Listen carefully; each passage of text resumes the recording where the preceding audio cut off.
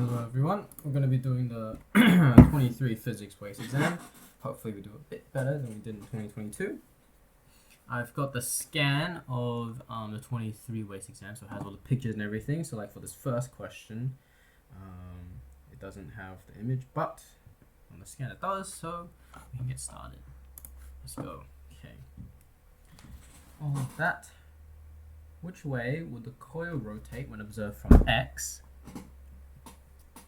So north to south, a current going this way.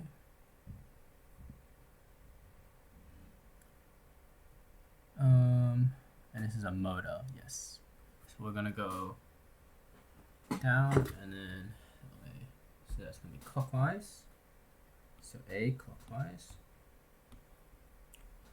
Otherwise, if it's a generator, it would be the opposite, north to south.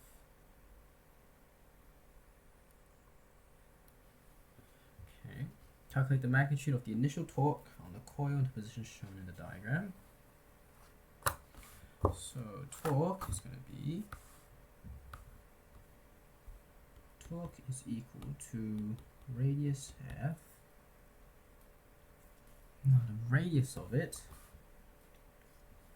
the square has a side length of, so R is equal to 0.43 times 10 to the negative 2 centimeters. My force is ILB. Do I need the resistance? ILB. Now V equals IR. So I is going to be V over R. LB. My volts is 6 volts over 3 ohms of resistance. Then my length is going to be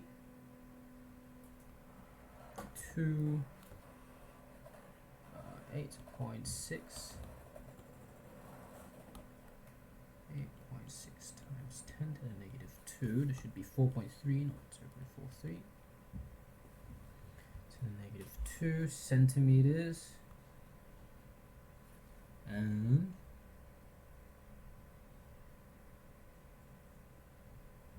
do I need to take into account contains 50 turns?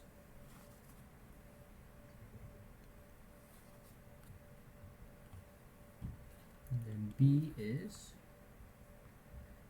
3.7 times 10 to the negative 3.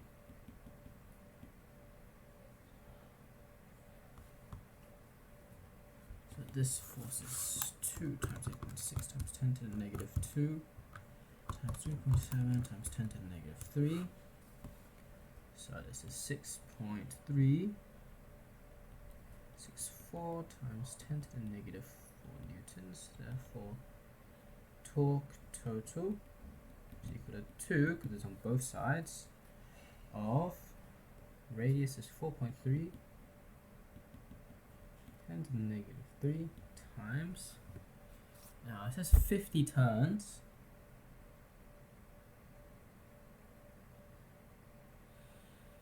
The side length of 8.6 and contains 50 turns.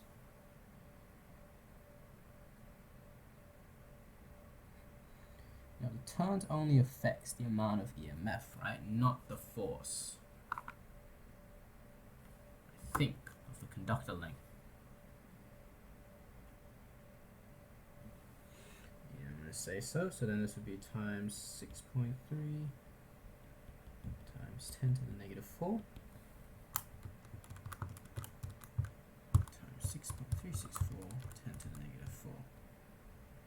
5.47 times 10, 1, 2, 3, 4, 5, 6, and negative 6 Newton meters. 5.47 times 10 to the negative 6 Newton meters.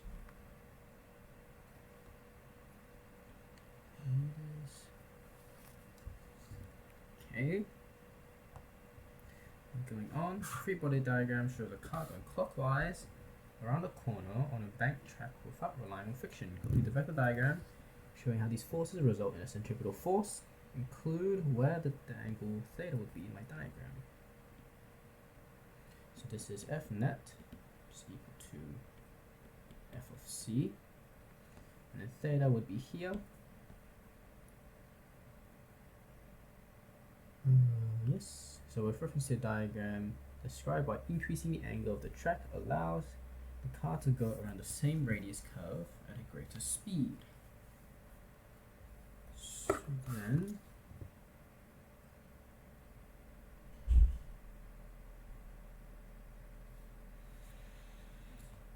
how do I say this? F net equals,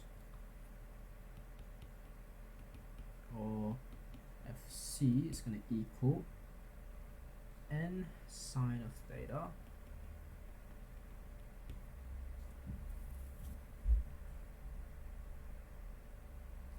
plus as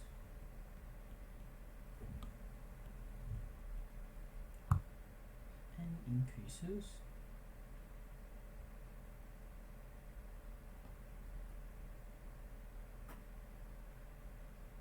F net equals n sine of theta, also n cosine theta equals mg. As theta increases, cosine theta decreases, but mg is constant. Therefore, n must increase to maintain equilibrium. Then when n sine increases, or n theta increases, therefore sine increases, then F net or FC will increase. And then we say that FC equals mv squared over r. As FC increases,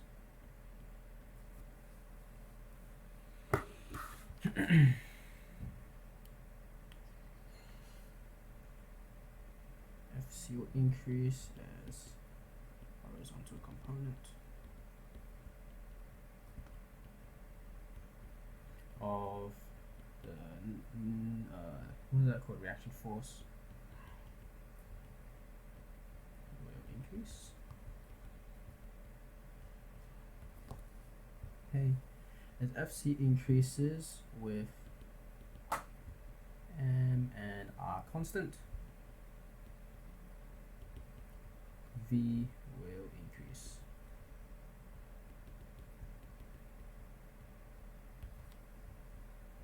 Okay, a 3.5, oh no, what the heck? 370 grams single fluffy die on a string is hanging from a baby carriage traveling on a Melbourne tram. The tram accelerates away from the tram stop. At the point of acceleration, the angle between the string and the vertical is 15.5 degrees. Calculate the magnitude of acceleration of the tram.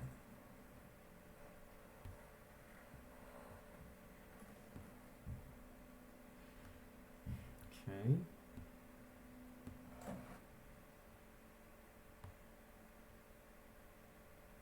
So there. So this is here. Let me draw this. Let me see what I'm dealing with here. So here I have 15.5. Let's draw that as my f of g.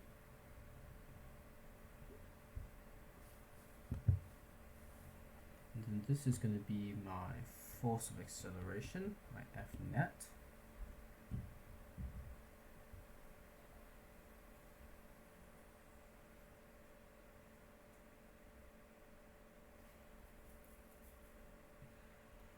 Magnitude of acceleration of the tram. No, this would be my F net.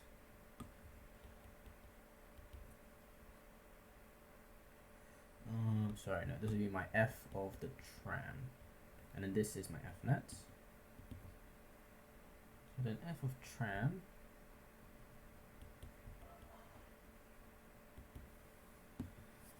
acceleration of the tram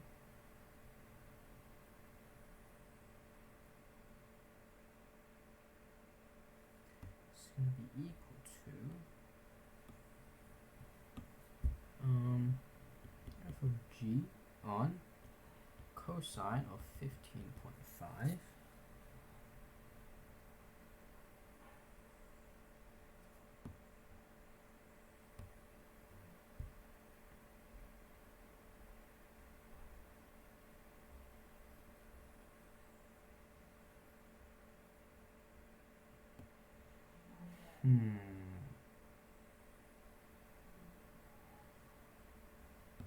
I think I want to find this horizontal, don't I?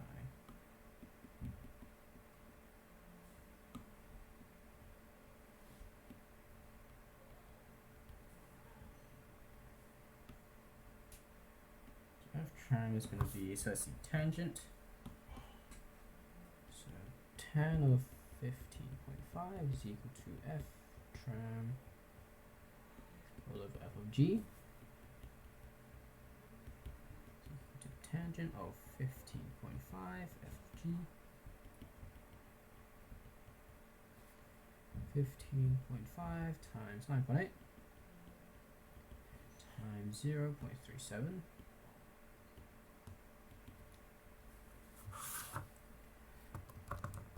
times 9.8 times 0.37. So I get 1.01.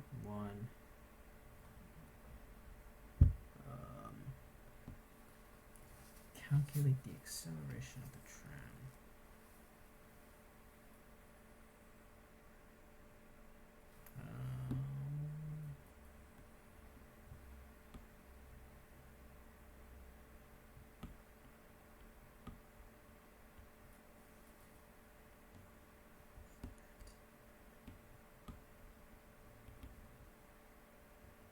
A is equal to mg, so then a is equal to that. Tan of 15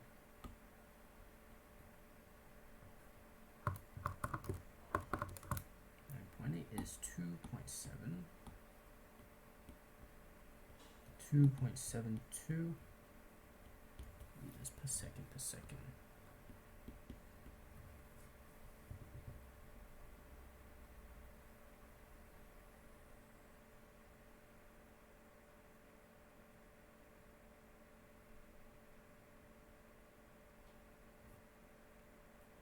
Pretty sure. Okay, calculate the wavelength of a photon with an energy of that. So E is equal to 1.81 times 10 to the 3 times 1.6 times 10 to the negative 19.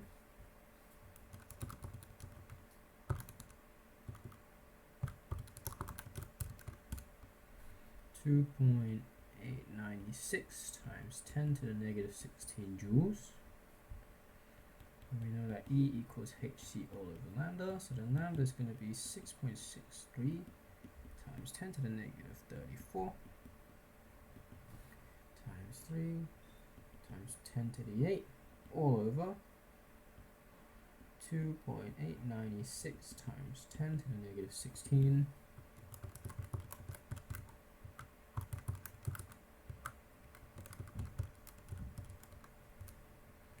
6.87 times 10 to the negative 10 meters.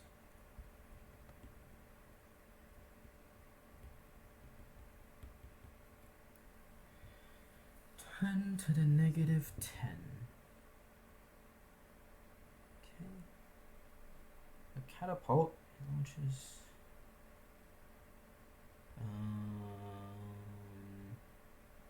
Have I done this before? I don't think so. It's 450 meters away from the top. It launches a metal ball at 50 degrees to the horizontal, 3.5 meters above the ground at 4.5. Calculate how far above the wall the ball passes. H. So then let's do horizontal H is going to be 45.8 cosine of 50. So then time is going to be 150 over 45.8 cosine of 50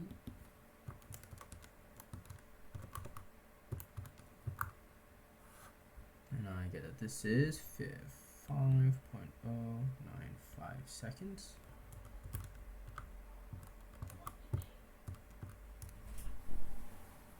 Okay, I'm back. Mom just came in and I'm gonna have dinner soon, so I'm probably gonna have to leave in a second. So we have our time now, and then let's find our UV. It's 45.8 sine of 50.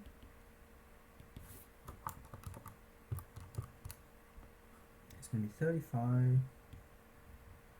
Actually, no, I'm just going to leave it like that. So then S is going to be equal to S from ground. It's going to be equal to 3.5 plus UT, so 45.8 sine of 50. That's 5.095 minus 4.9 times 5.095 squared. So let's see. Minus 4.9 times 5.095 squared. So 55.06 meters. So then H is 55.06 minus 31 and 20, so minus 51. 4.06 meters. 51. So 4.06 meters. Okay, the photoelectric equation is half of that.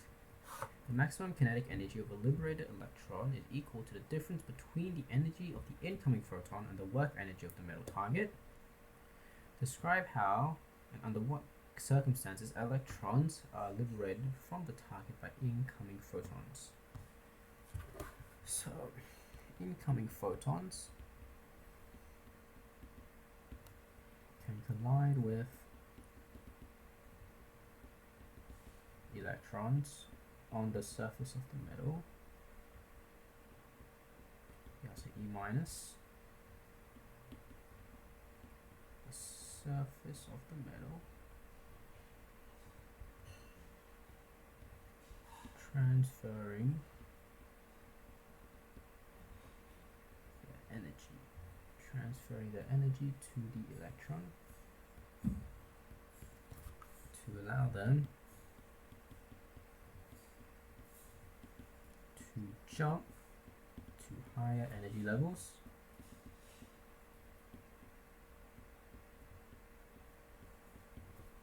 If the photon has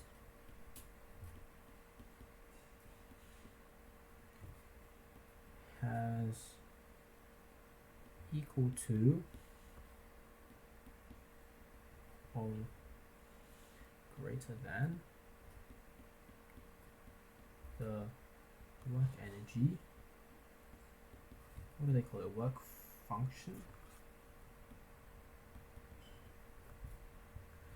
of that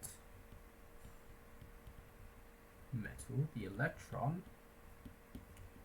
can gain enough energy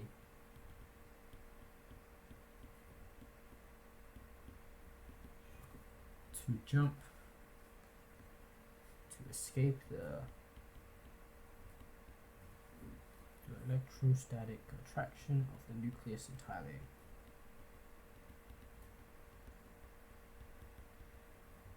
Attraction of the nucleus entirely. Liberating it from the target.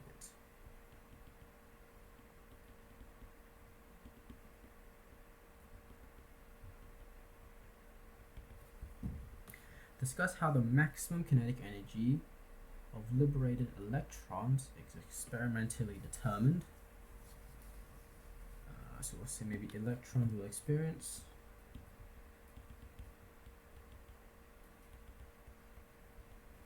decelerating force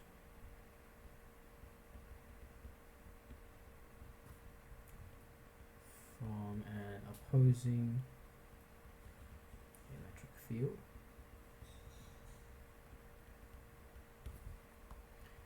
let's see. So the voltage is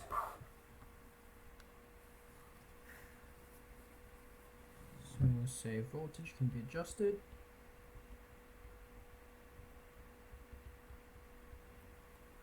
Voltage can be adjusted until the ammeter reads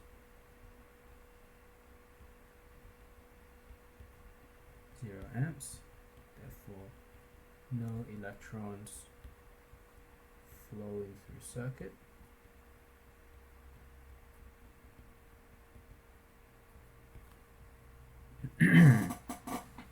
That means that no electrons are flowing through the circuit. Then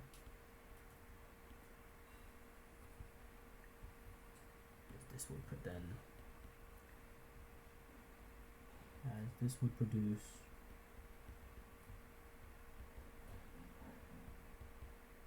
a non-zero current. Then the amount of kinetic energy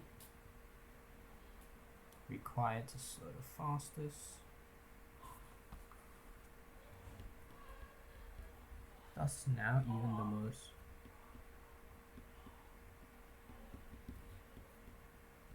energetic photons are slowed to 0. Slowed enough to not pass the anode, pass to the cathode, to the anode. Then the amount of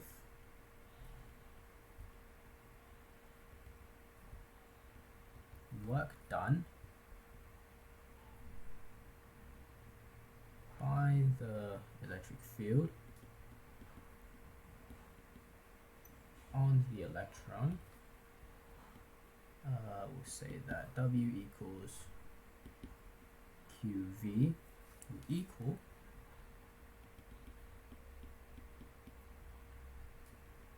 the kinetic energy of the most energetic electrons. For that. Okay.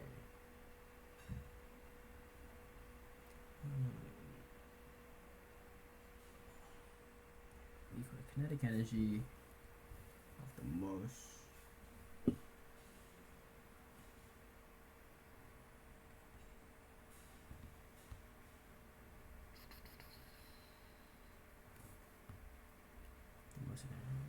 as all the decay has been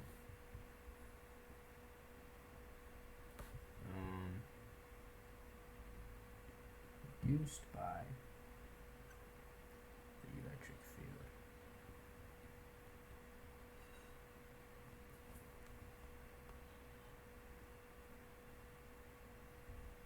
It's been reduced to 0.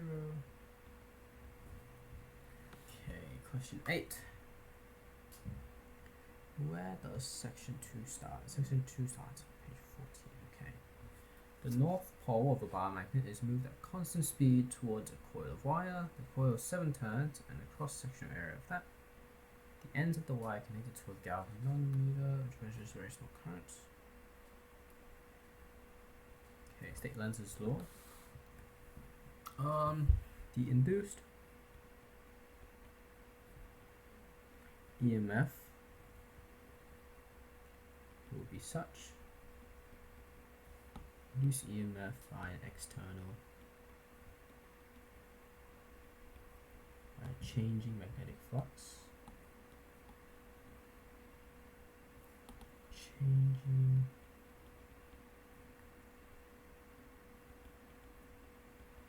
such that the magnetic field induced by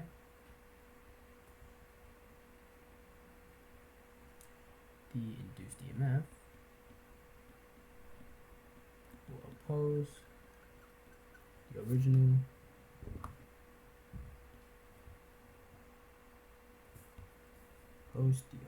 change in flux.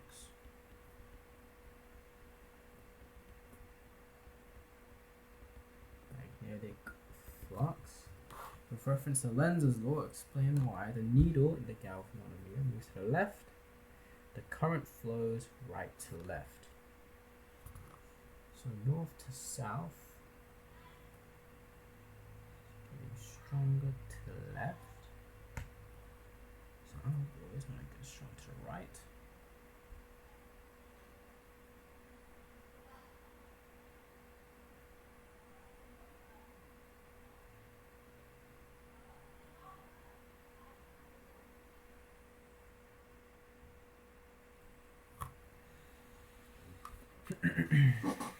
North to south, the magnetic flux increases. So as the bar magnet comes closer, the magnetic flux increases.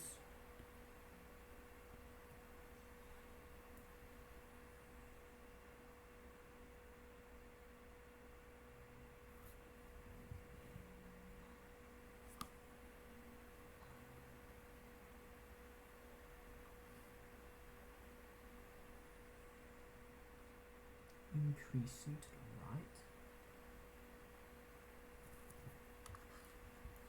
So as the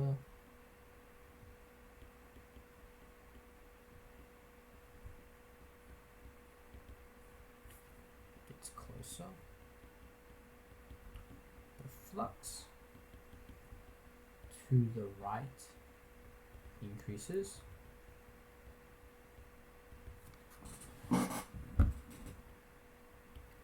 Thus, by Lenz's law, the induced magnetic field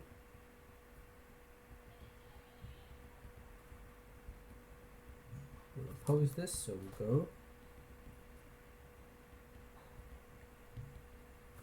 as close to the flux inside to the right inside. That looks like a knight.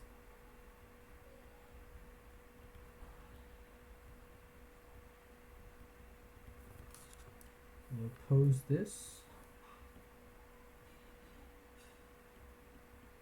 so we'll want to be directed left. Using the right hand grip rule,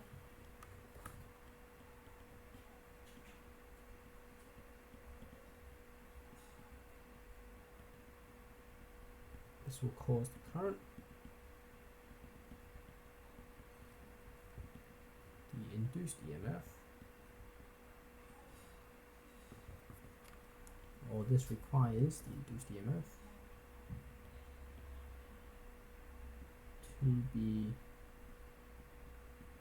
heading from right to left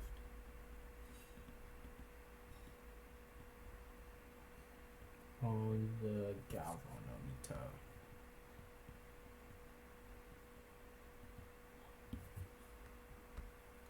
Because if you imagine when this bar magnet is coming in, my flux going that way is increasing. So my new flux is my induced flux going to go this way. So if I grip the wire, I have my thumb is going to be pointing upwards here. So it's going to be traveling all the way around, and then coming across from right to left.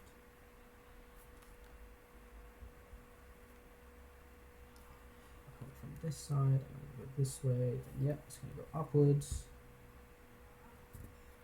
it's going to go up. Alright, explain why the induced EMF is not constant, even though the speed of the magnet remains constant. The rate of change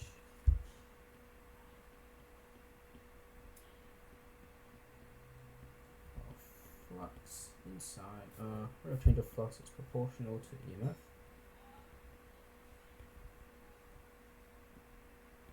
And this is Faraday's law. For example,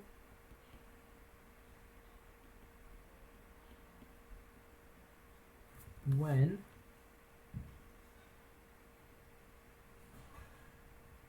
this this guy is fully inside, the rate of change of flux is essentially 0.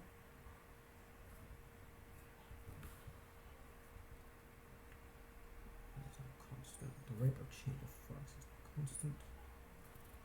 I'm going to say here the rate of change of flux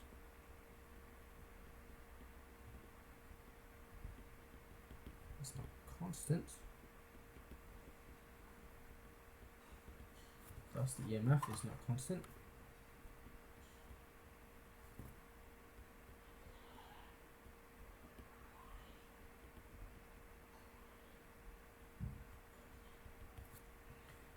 For example,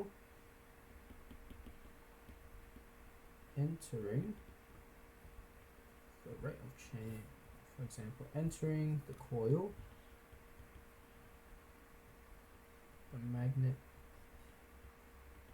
will cause a rate of change, cause a positive rate of change,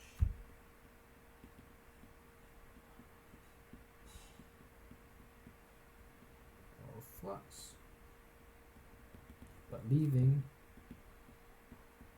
will cause a negative rate of change of flux.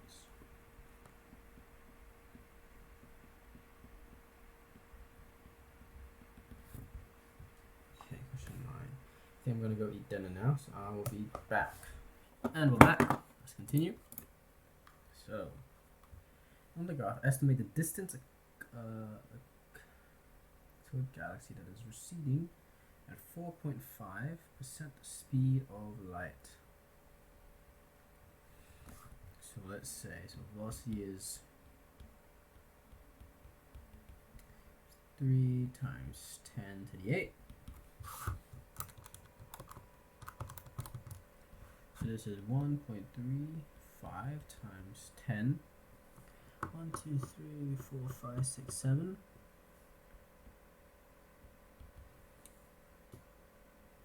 Which is 1.35 times 10 to the 4 kilometers per second. 30,500. So if there's about 12,000, let's go up a little bit. About there.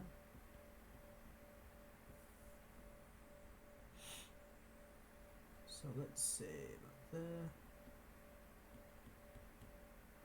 What is that, like 21? So if there's about the midpoint.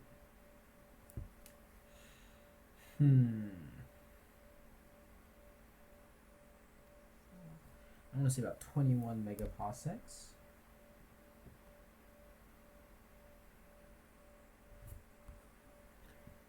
From graph, about 21 megaparsecs away. So then distance is equal to 21 times how much? So megaparsec again, 309 times 10 to 19.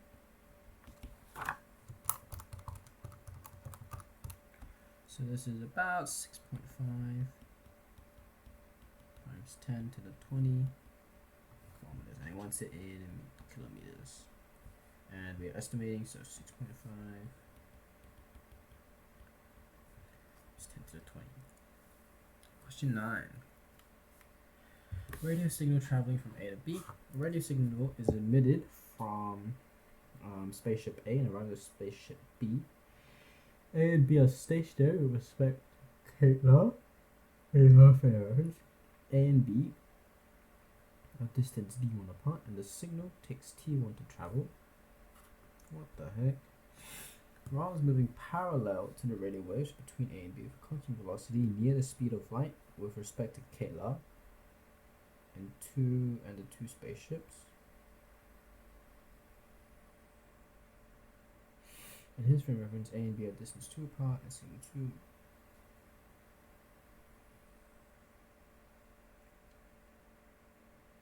derive an expression for D2 in terms of D1, T1, and T2.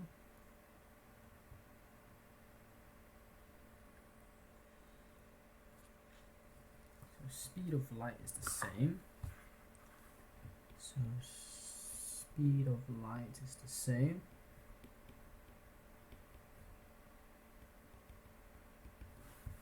So therefore, let's say D1 is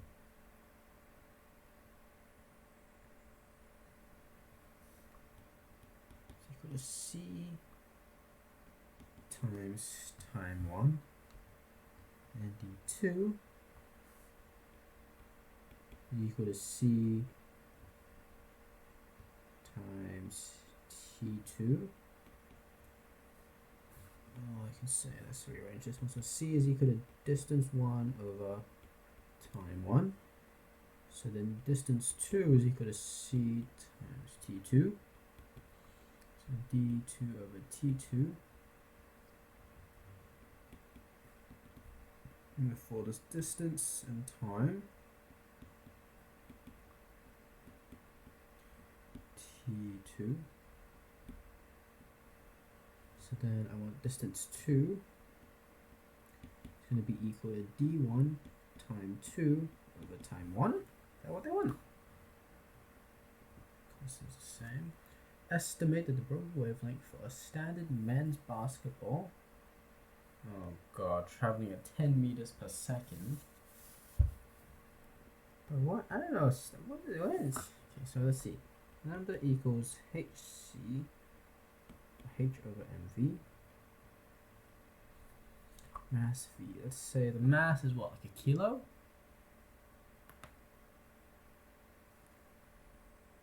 Assume mass is equal to 1. M equal 1 kilogram.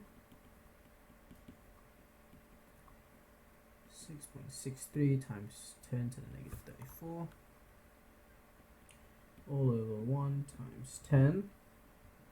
Let's try like 10 meters per second, so this is going to be 6.6 times 10 to the negative 35 meters.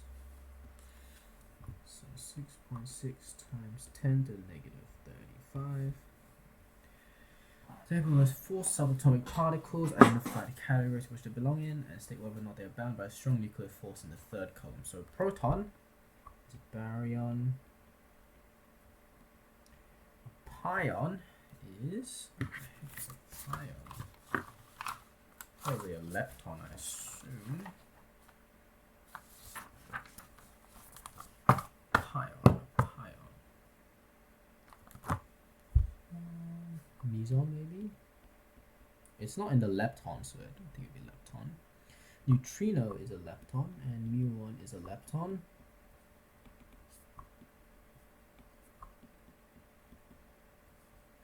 So bound by strong nuclear force is a yes, yes, no, no. No, no. Okay. A metal bar mass is falling through a uniform horizontal magnetic field. Strength B. The effective length in the field is L. The bar, which maintains contact with the frictionless wire, completes the external circuit with resistance of R. Derive an expression for the velocity in terms of mg, r, b, and L, given that the velocity is constant. B is out of the page. So velocity, resistance,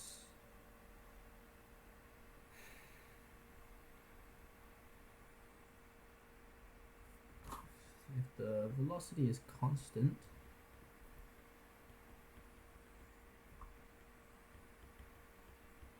F net equals 0, therefore F of G is going to equal the magnetic force on the conductor.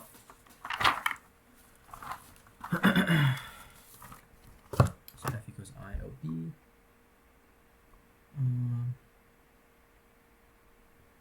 So then mg is equal to ILB.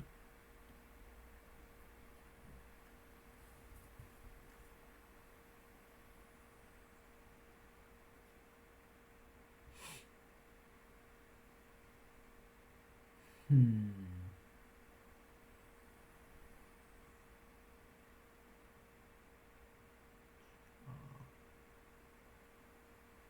a resistance.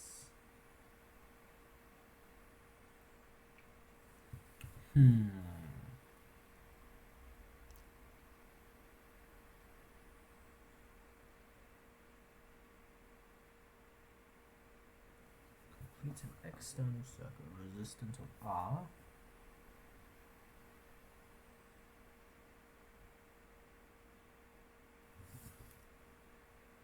Given the velocity is constant. So ILB.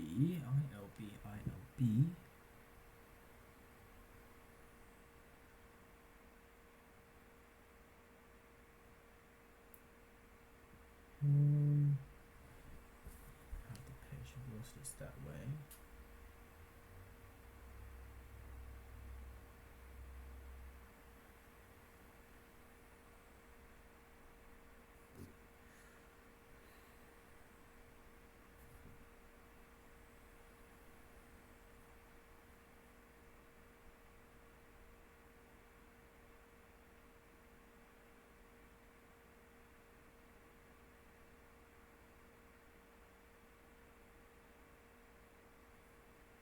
Wait, no. If I do these out of the page. Oh wait, hold on. Stop the time over there.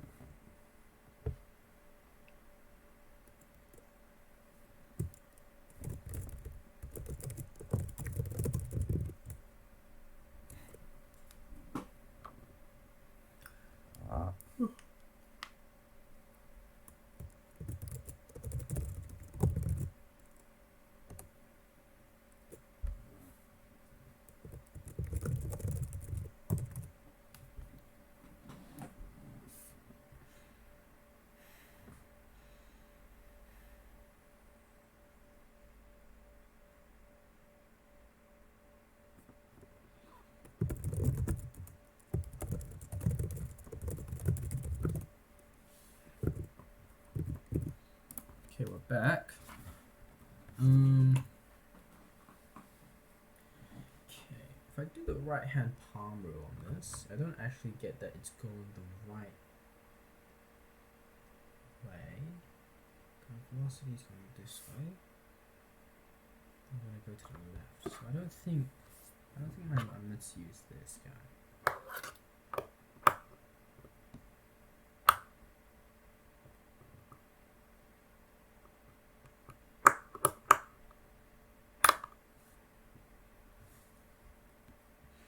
MG RBL RB and L.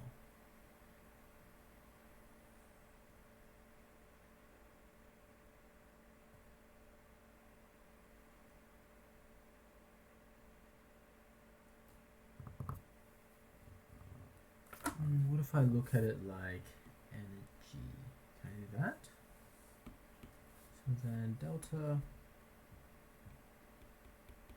change is going to be the change in height. GH.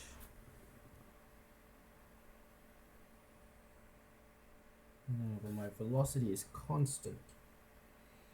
So I'm not changing my kinetic energy anyhow.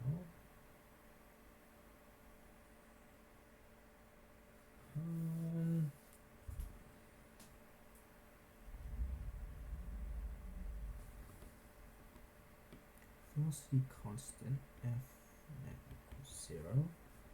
So let's see, I have F of G. Well, what's opposing it? What is opposing it?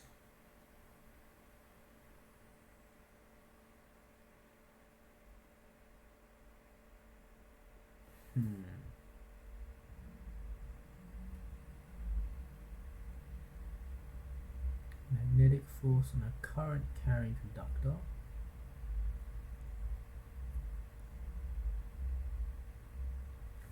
It completes an external circuit with a resistance of R.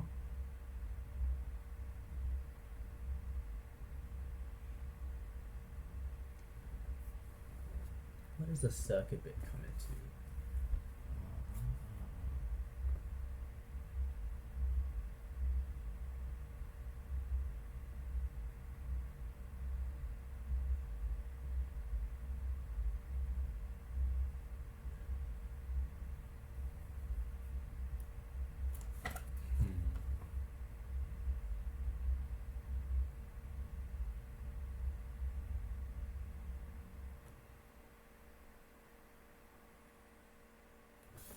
Derive an expression for the velocity in terms of mg rv. So velocity is constant.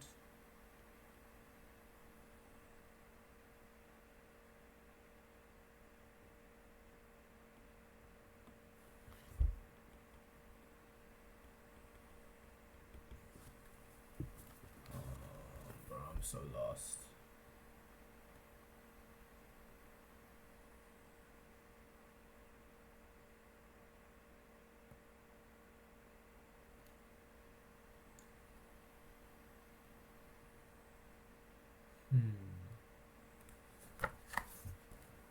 Magnetic force on a charged particle? It won't be that, right?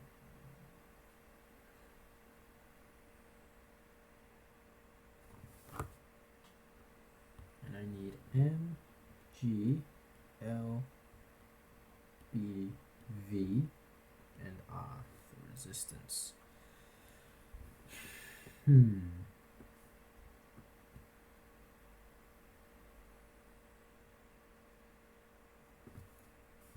The effective length of the bar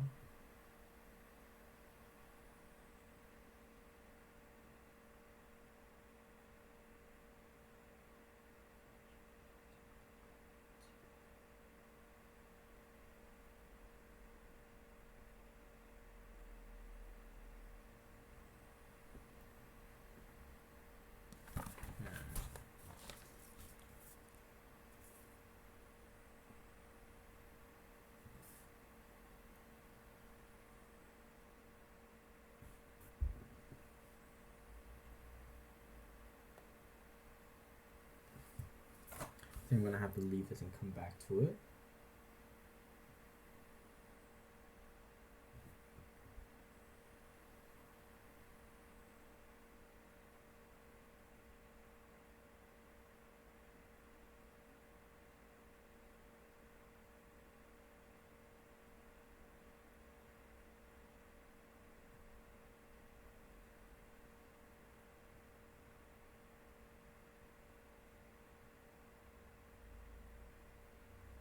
I'm just gonna leave this and come back to it. I'm not very sure what to do.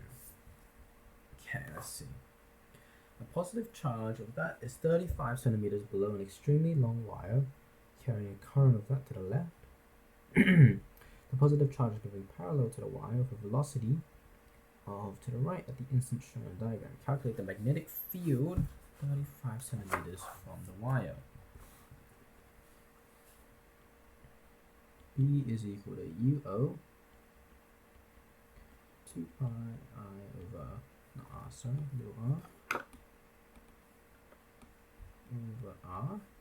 So this is 2 times 10 to the negative 7 times 2.51 all over my radius, which is 0.35. So I get the strength of 2 times 10 to the negative 7. 2.51 minus 0.35. So 1.43 times 10 to the negative 6 Tesla.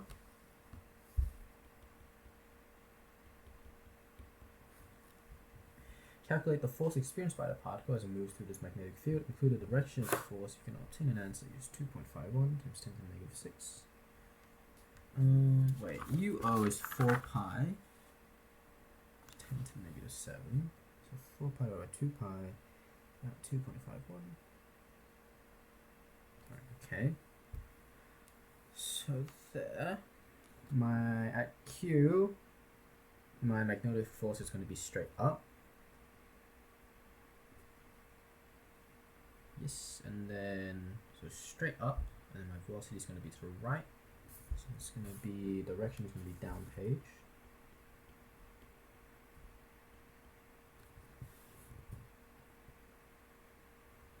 And my answer is going to be F is equal to QVB. So 1.6 times 10 to the negative 19 times, how fast is it moving? 1.57.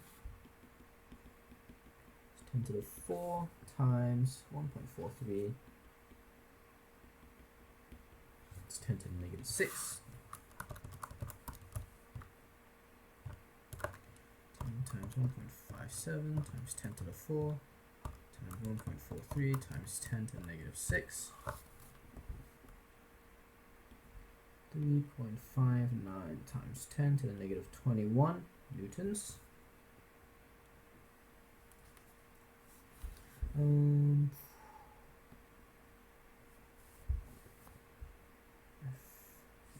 That looks all right. So 3.59 times 10 negative 21. With reference to two equations in the data sheet, discuss why the path the particle takes is not circular. Two relevant equations are equals MPQB.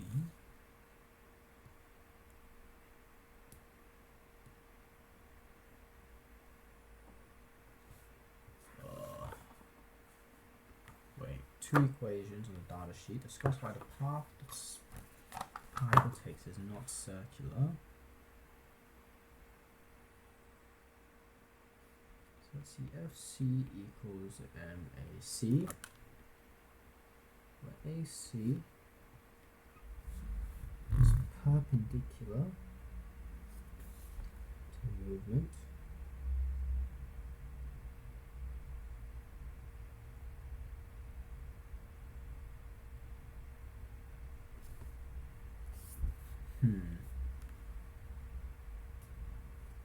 Yeah, do R equals MV over QB.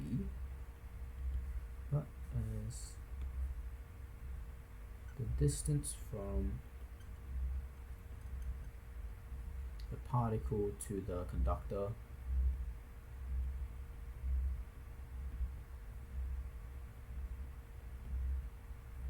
increases,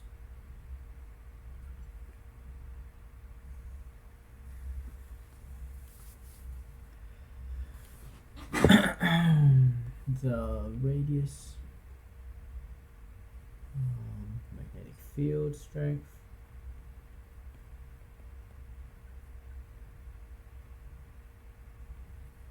B decreases. Well, there are some people like destroying the cars outside. What the heck? They're revving it. Decreases, thus radius keeps increasing.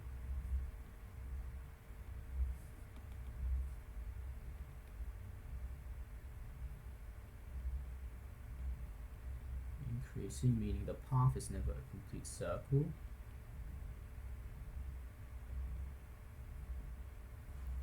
Particle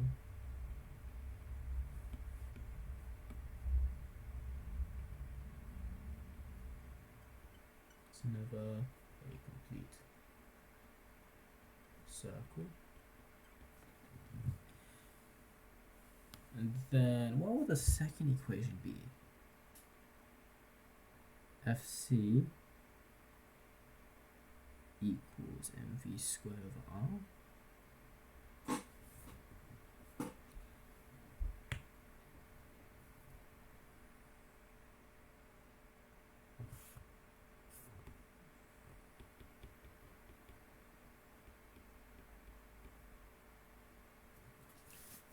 Mv squared over r as the radius of the circle increases.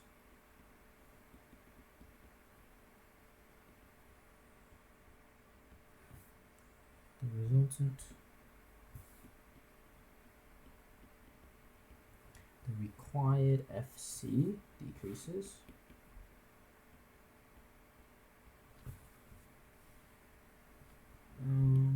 Why is my pen like bugging out?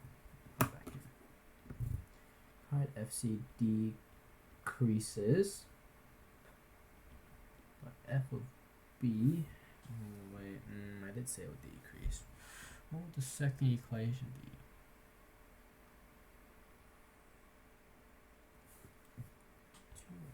Discuss why the path particle takes is not circular. Oh, wait. I think maybe B equals UO to pi I over R.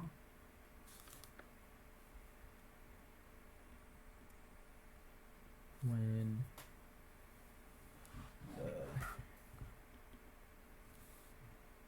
distance from I'll just put that here.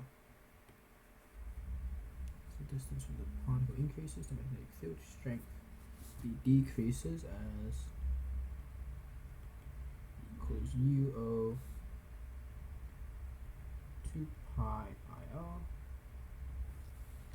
That's radius of circle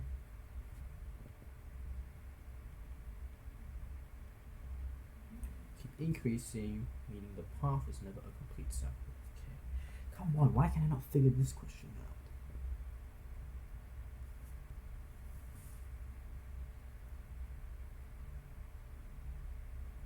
Say the loss in gravitational energy doesn't work in the magnetic field. It does work in an electric field.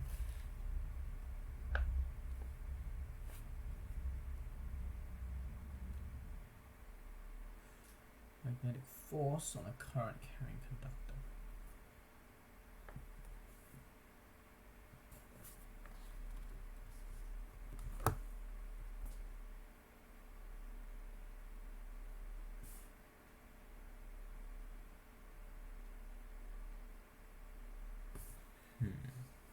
Oh wait, no. If I do it as like the charge is going a certain way. And let's say f of g equals f of b, mg is ILB. What is I? What is I? I is equal to voltage over resistance, LB. Okay, and I just need V, volts.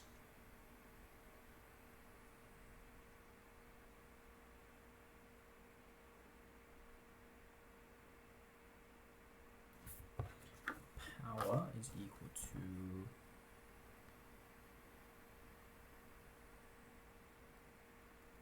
change in energy per second, right?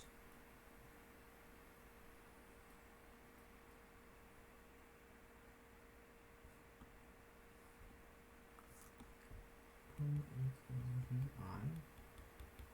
So I equals P over V, where P equal to delta E per second. Mg delta H over T.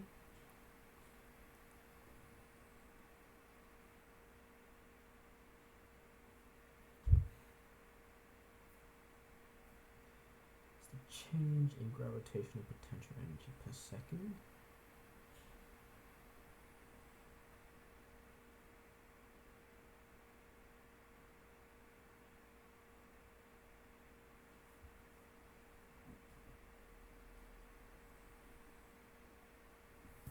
But I don't have GH. Delta H is equal to velocity times time.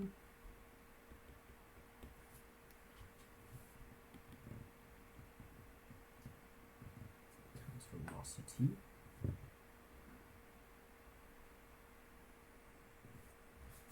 So power is simply just my mg delta H, which is my velocity.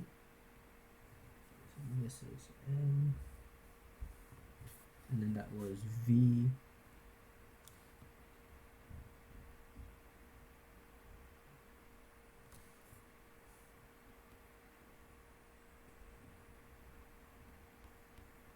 voltage, so mgV all over big V, B,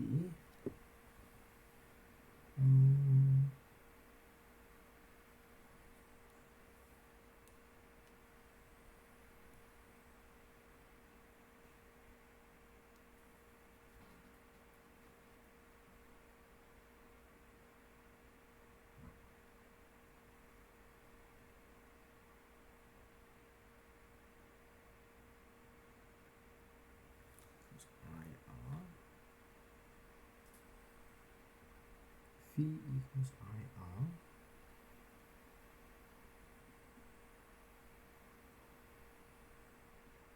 Over the velocity.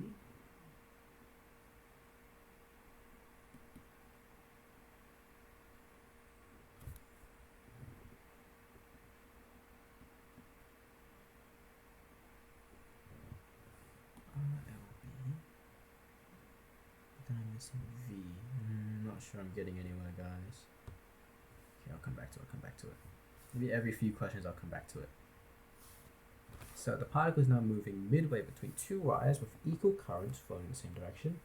In this position, the particle experiences no net force. In the diagram below shows the view from the front left. The current is flowing out of the page.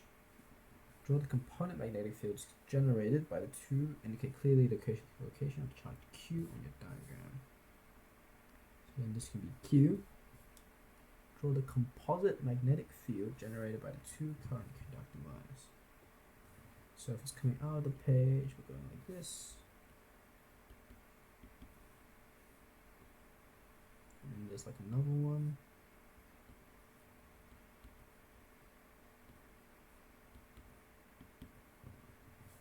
And then there'll be one that's like this.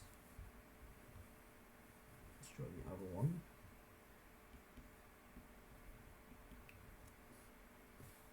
Get my wire, let's go that way. The second one.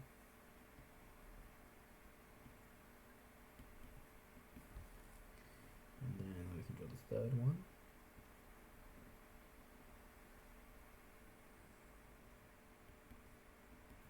And then the fourth one. Draw a bit further out maybe.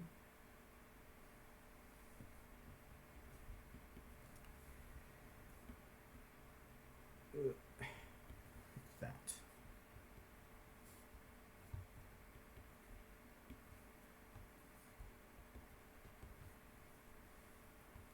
Okay, diagram. Describe why the child experiences no net force in this position. Ignore any gravitational effects.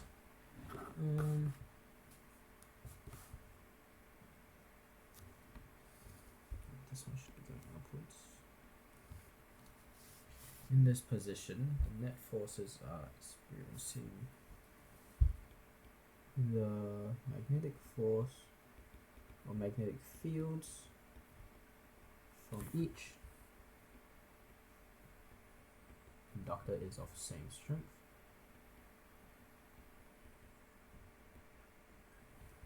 Is of the same magnitude.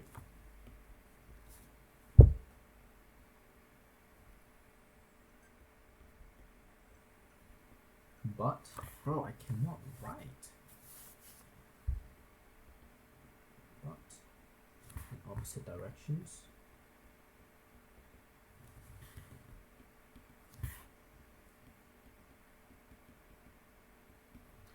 Thus, the net magnetic field is 0. B is 0. Thus, F equals Q phi B, with B is 0, F will equal 0. Question 18. Two 500-meter long identical spaceships A and B pass an observer S moving in opposite directions. The observer S messes that. Calculate the velocity of A in meters per second as measured by B. So I'm looking for U dash. So U dash, because this is measured as by S, right? Yep. So U dash is going to be U minus V.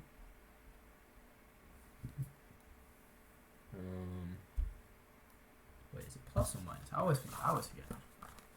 I always get this bit wrong. It is minus U minus V all over 1 minus UV over C squared. So then this is going to be U. Calculate the velocity of A as measured by B. So A is going 0.7 C minus negative 0.7 C 1 minus 0.7 negative 0.7. This is equal to, so I got 1.4, 1 plus 1.4, oh no, 1 plus 0.7 squared, 0.9396 C, 9396 times 3 times 10 to the power 8, which is equal to 2.81, 2.82 times 10, 8 meters per second. 2.8, 2 times 10, 38. Explain why the magnitude of velocity B as measured by A would be the same as your answer for A, only in the opposite direction.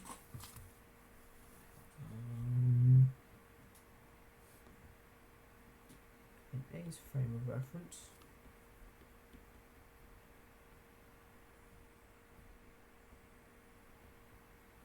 okay, what is happening? Okay, that isn't me. That's the pen doing some funky stuff. In A's frame of reference would be the same as only the opposite direction. The velocities are simply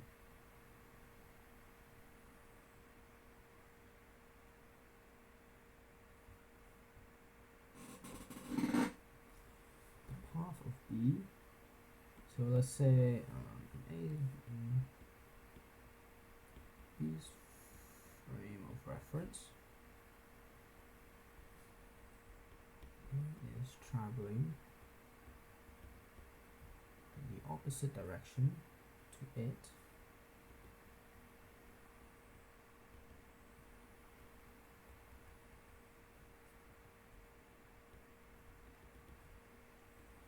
With some speed. And then in A's frame of reference,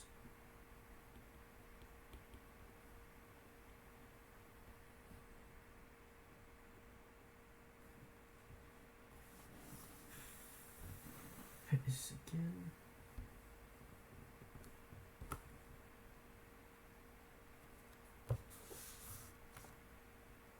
As they are both traveling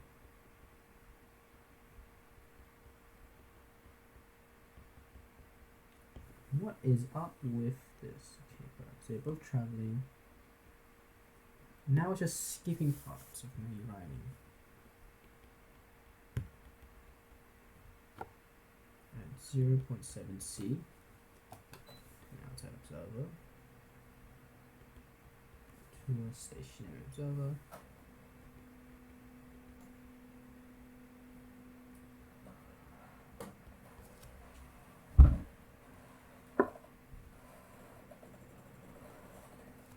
The speed will be the same.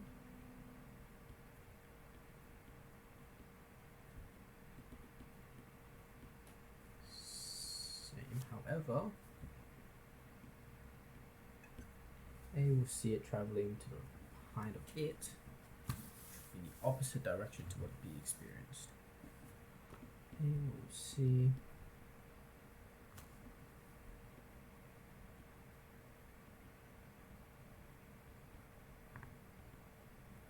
traveling to the opposite direction of its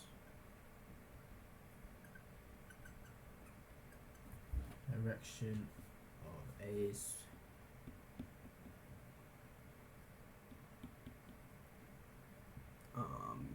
motion, which is opposite to what B saw.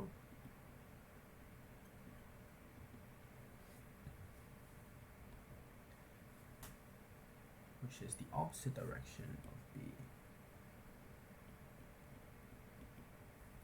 How do I explain this? Which is opposite of B, hence the direction changes.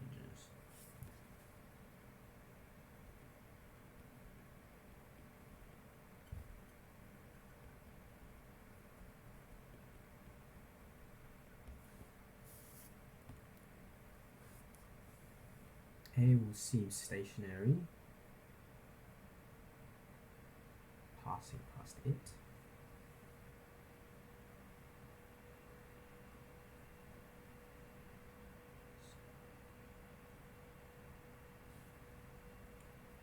B's frame of reference, B will see stationary.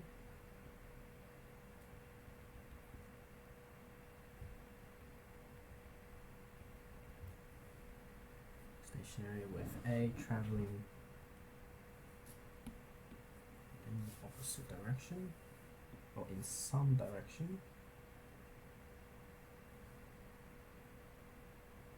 with some speed.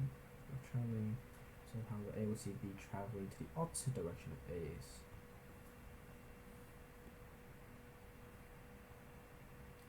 Opposite direction. However, A will seem stationary now. In A's frame of reference. I don't think I'm cooking, guys. And B traveling in the opposite direction to what B saw A traveling in its frame of reference. Direction towards B. B saw A travel in its frame of reference. And it's in its frame of reference.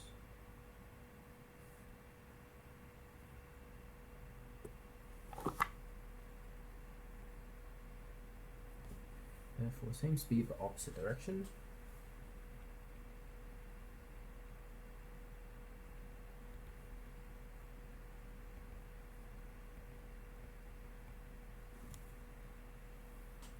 each other's frames of references, they're traveling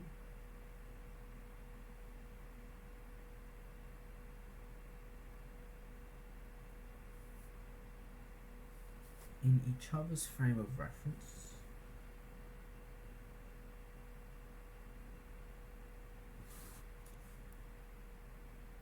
I think I'll reword it actually.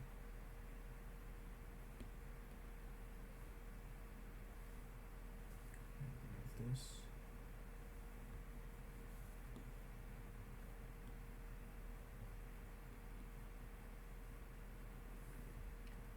However, in each other's frame of reference, they are traveling to the back of their respective spaceships, which is opposite direction in each other's.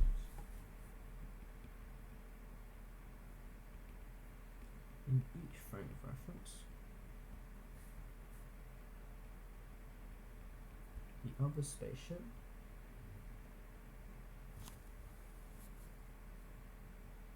come on, let me redo what I'm doing.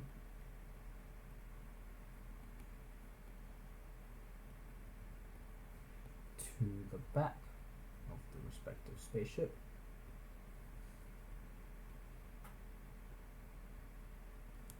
Observers.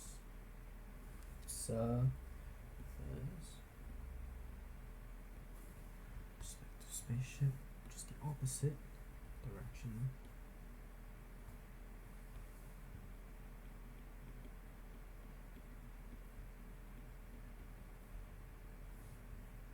Pointed in different directions.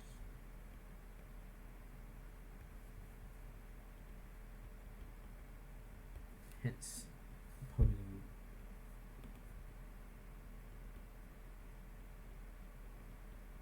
traveling to the back of the observer's spaceship. Hence, opposing directions. Okay. Calculate the duration of 1 second A as measured by an observer S. So then let's say 1 second T equals TO.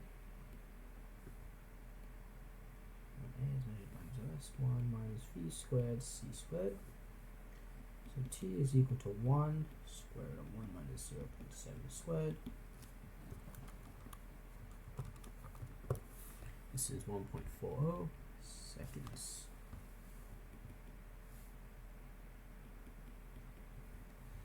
Calculate the length of B as measured by A, 0.87 C. So length of B as measured by A, so L is equal to LO square root 1 minus V squared C squared. Square root of 1 minus 0.9396 squared is equal to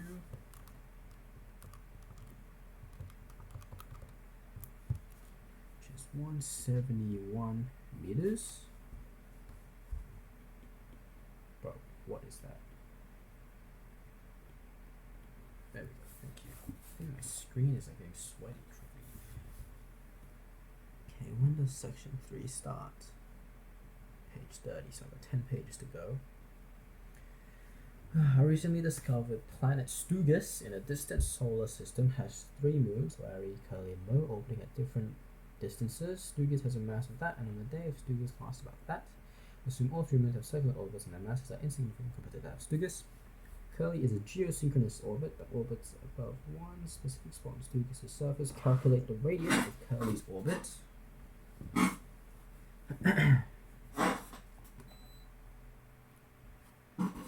So then time is equal to 7.5 times 60 times 60. So 27,000 seconds. Calculate the radius of Curly's orbit. So then we know that t squared over r to the power of 3 is equal to 4 pi squared over gm. So let's do the radius is equal to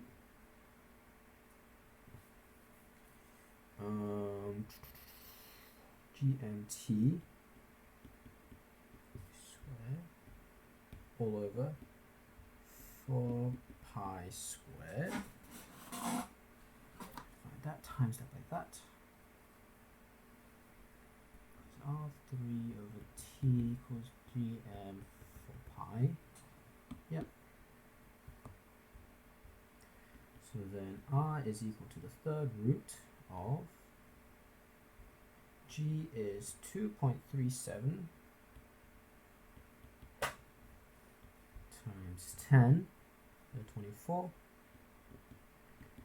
times 6.67 times 10 to the negative 11 times 27,000 squared all over 4 pi squared.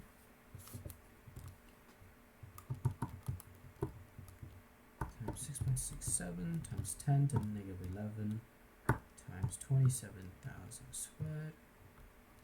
4 pi squared. So I get 1.43 times 10. 1, 2, 3, 4, 5, 6, 7 to 7 meters.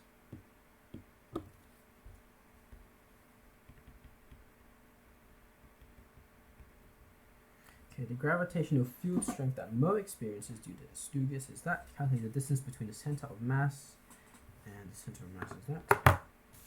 So the gravitational field strength is just equal to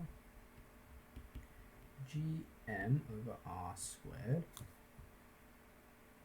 So then r is going to be equal to some square root of gm over g, which is going to be the square root of 2.37 times 10, 24, times 6.67 times 10 to the negative 11 over 4.5 times 10 to the negative 3 is equal to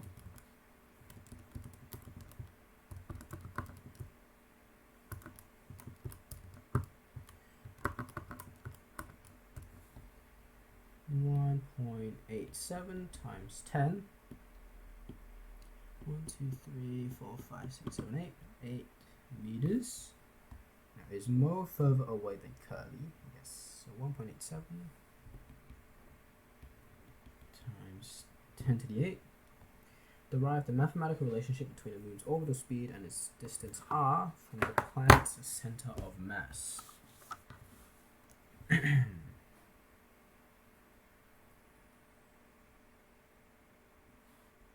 So the mv squared over r must equal g mm over r squared. So then v squared is equal to gm over r. So v is the square root of gm over r. G and m are constant for any one central mass. For any one planet's central mass. Any one planet.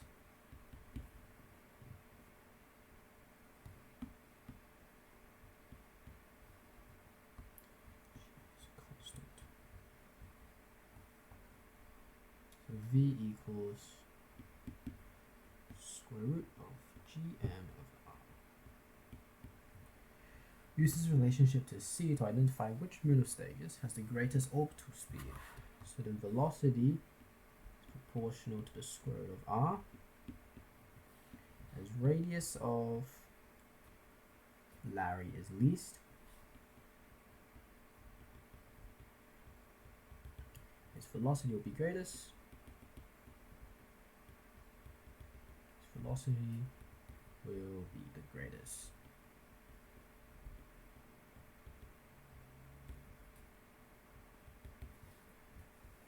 Okay, page 22.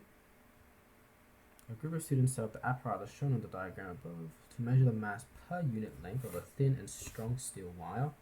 On each successive trial, they increased the mass of the counterweight m, further stretching the wire. And they then plug the steel wire and measure the frequency using a strobe light. The length L of the vibrating portion of the wire shown was 0.45 meters. The results are in the table below. The students observed the wire vibrating in its fundamental mode where wavelength is equal to L, and substituted this into the wave equation. Velocity is equal to lambda f. They also used the following equation for the speed v of a wave along a wire. The tension was T is the tension, and you use the mass per unit length. Using these equations, okay, so tension equals, so let's say that V squared, so let's say, now let's just do this, T over U first, just get that out of the way. So then V squared equals tension over U. So T is V squared over U. And V squared is equal to lambda squared frequency squared of mu. And lambda is equal to 2L.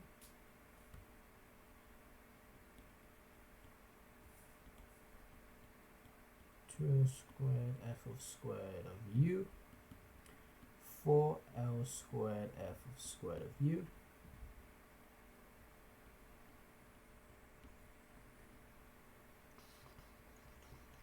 So then this is equal to 4L squared u over f of squared. Okay. The students then manipulated the data so as the graph represents a straight line. Make the adjustment to the data and place the results in the graph below. Give your answers as 3 significant figures. Express f squared in scientific notation.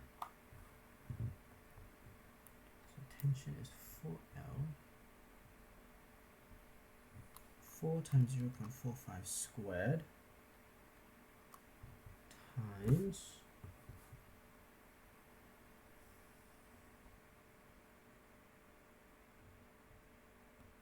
kilograms per mass. No, kilograms per meter. So I need to do 1.5 divided by 0.45.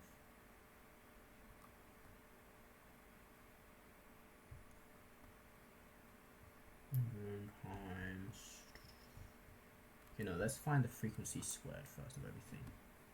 So 1.10 times 10 to the 4. 2 was 120 squared. 4 times 10 to the 4. 250 was 135 squared. 1.82 times 10 to the 4. 3 was 150 squared. 2.25 times 10 to the power 4. 3.5 was 160 squared, so 256. 2.56 times 10 to the power 4, and then 4 was 170 squared, so 2.89 times 10 to the power 4.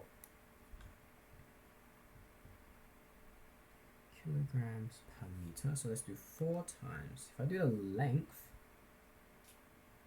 it's going to be 0.45 squared times kilograms. So 0.45. It's going to cancel, so I just need to do f squared. 1.5 times 1.1 times 10 to the 4. Mark the adjustments. Data and place the results, give your answer 3, and express f squared in scientific notation.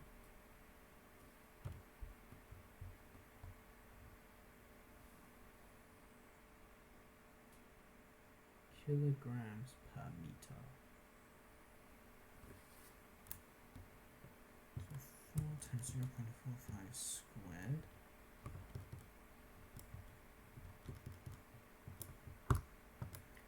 times 1.5 over 0.45 times 1.1 times 10 to the 4. 2.97 times 10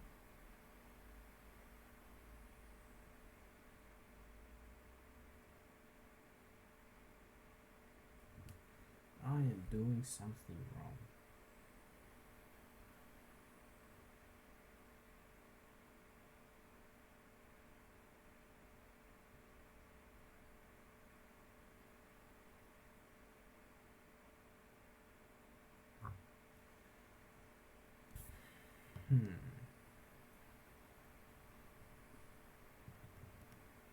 I'm getting 29,000.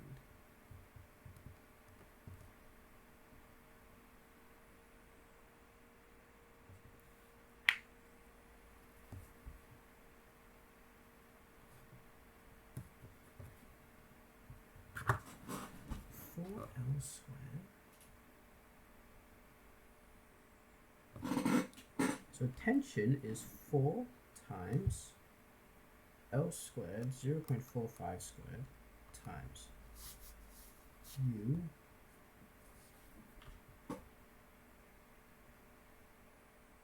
is the mass per unit length.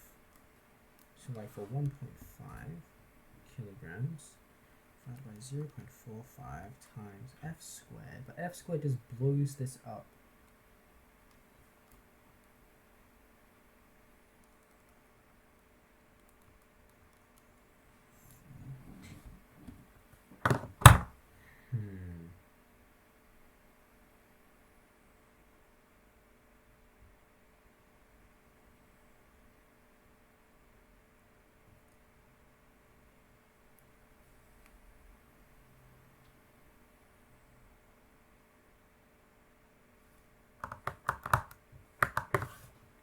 Times 0.45 squared. Wait, how am I supposed to find the tension?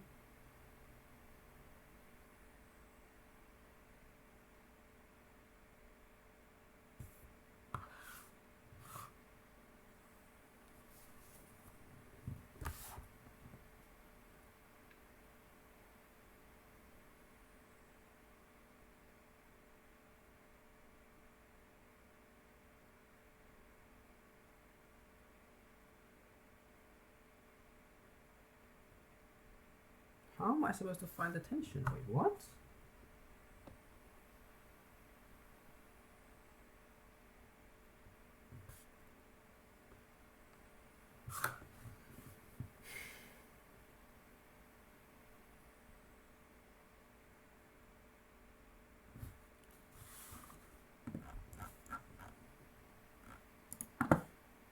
Let's see. Is there something I'm missing? I'm looking on the scan copy to see if I'm missing something.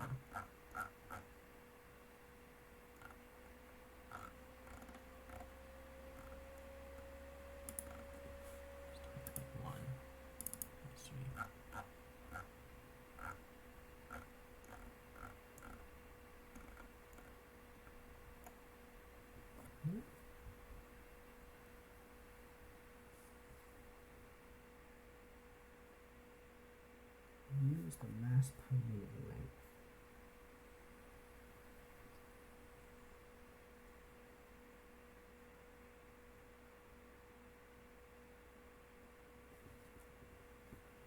How am I supposed to find the tension? Oh, the tension is just the mass times 9.8, isn't it? I bet that's it.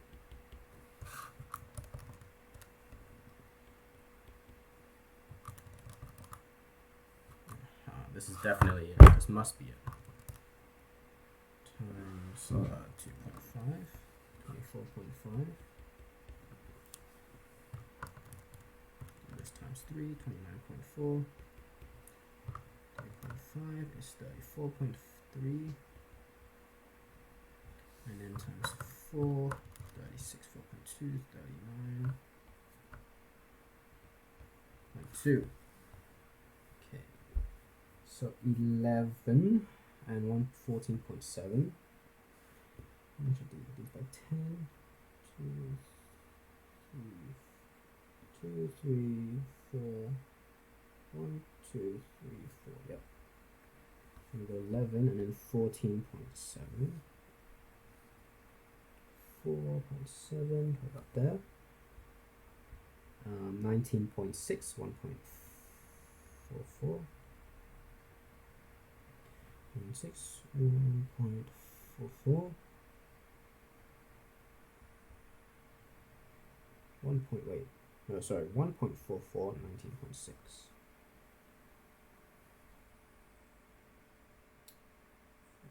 It's probably about there.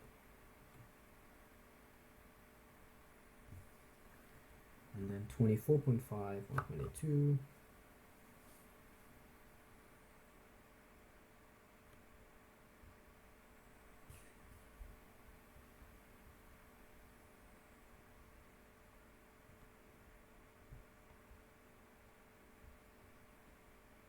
Sorry, 1.82, 24.5. 6, 7, 8, 24.5.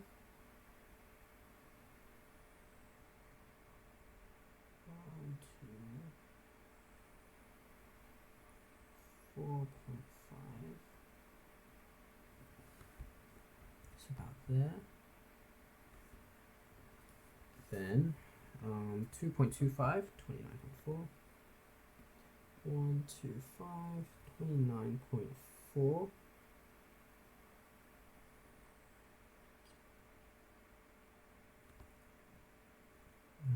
22.56, 34.3. 34.3.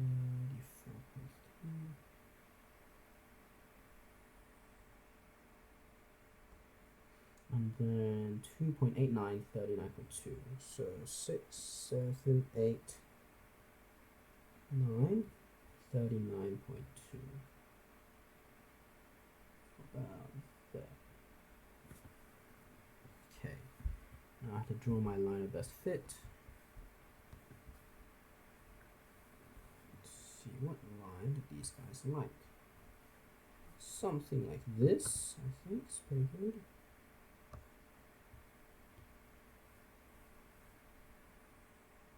think that's pretty solid. Okay, now I have to find gradient. Using gradient of the line, indicate clearly the 2 points used and express your answer to correct significant figures.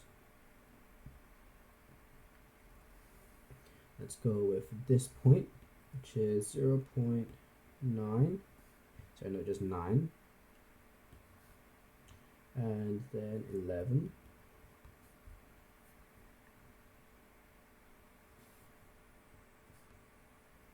And then this point, which is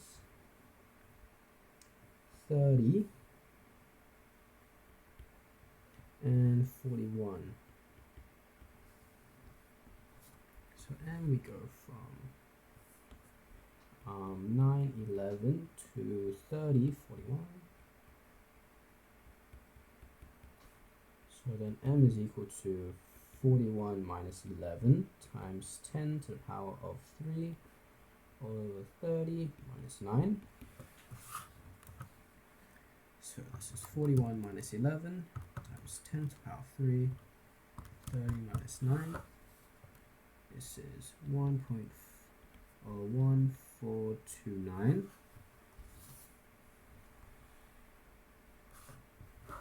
And then we want to do, so m is equal to n over f squared, tension over c squared. So then tension equals 4l squared u f squared. So then t over f squared, 4l squared u. So then u is equal to t over f squared for m. M over 4l squared. It's going to be 1428.6. Let's do 1428.6 over 4 times 0.45 squared. 428.6 divided by 4. So 1.8 times 10 to the 3 kilogram meters. Kilograms per meter. And we want 2 sig figs. In the summary of the report, the students had to identify any variables that could affect the accuracy of the result. They They identified correctly an important assumption they had made, which was that the cause, which made the cause of value to be slightly different from the theoretical values. It had nothing to do with human error, inaccuracy, atmospheric conditions, or calibration of equipment. Describe their assumption.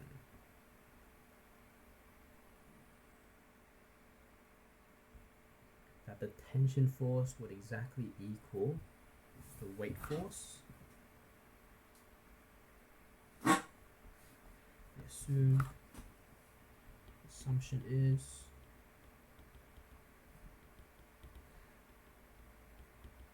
tension is exactly equal to weight force of mass.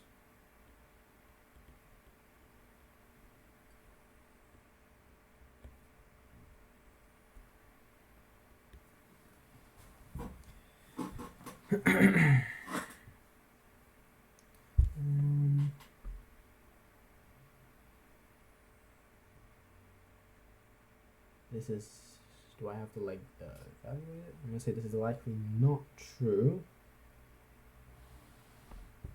The sum force tension is loss due to an inefficient friction.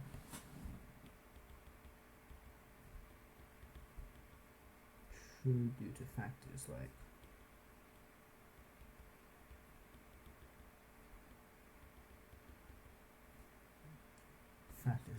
friction.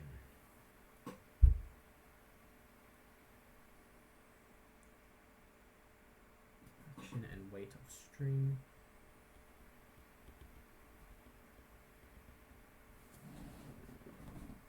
Holding mass.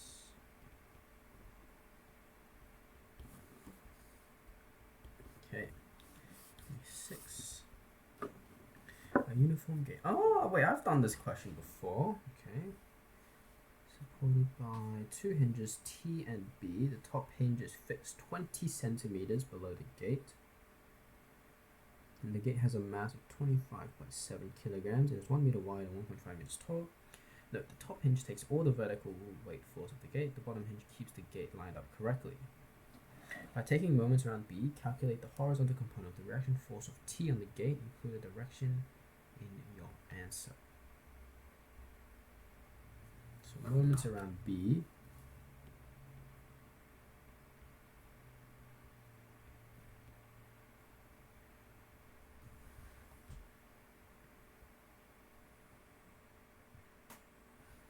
I think it was something like, you just have that. So we're going to have the weight force of there. The reaction force of T.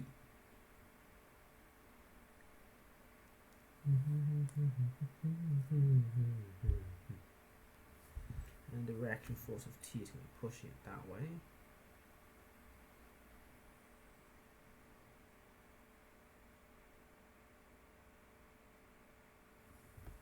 We're going to have a force pulling it that way.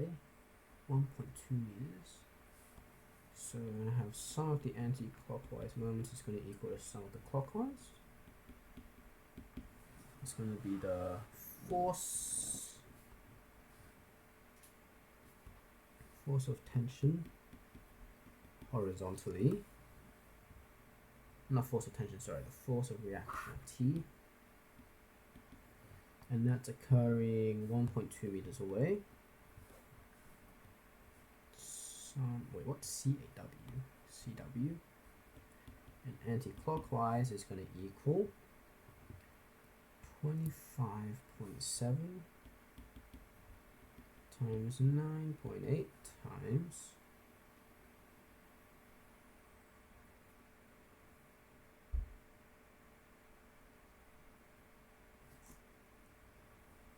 because if it has a reaction force at T that's opposing that. It is opposing the force that the thingy applies on the hinge. Times, and that's going to be half, so 0.5. So then 1.2 F of R is equal to 25.7 9.8 times 0.5, which is 125.93 newtons meters. I'll always do that.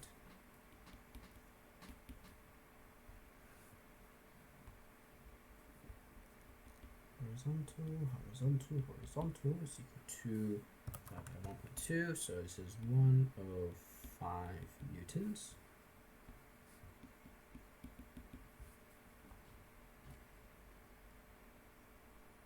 Action force of T on the gate.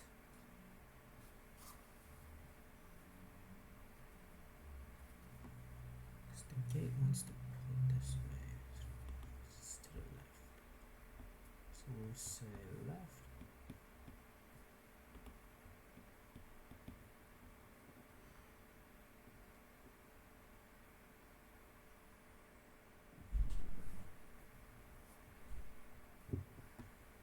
That's my clockwise around B, and I need an anti-clockwise. So the gate is pulling it with its weight force going that way. Okay, now that makes sense. Calculate the overall reaction force of T on the gate. Include an answer to the horizontal. You can obtain an answer. 140 newtons. That's pretty close to 105, so I'm going to take that as a win. So the top hinge takes all of the vertical weight force of the gate. So W is 0, so F is equal to 25.7, 9.8 plus F, reaction force vertical, is equal to negative 25.7 times 9.8, 251.98 newtons, which is 251.98 newtons up.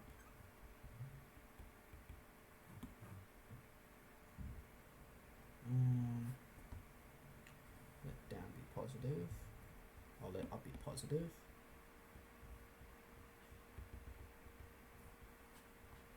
So if let up be positive, then we have this negative.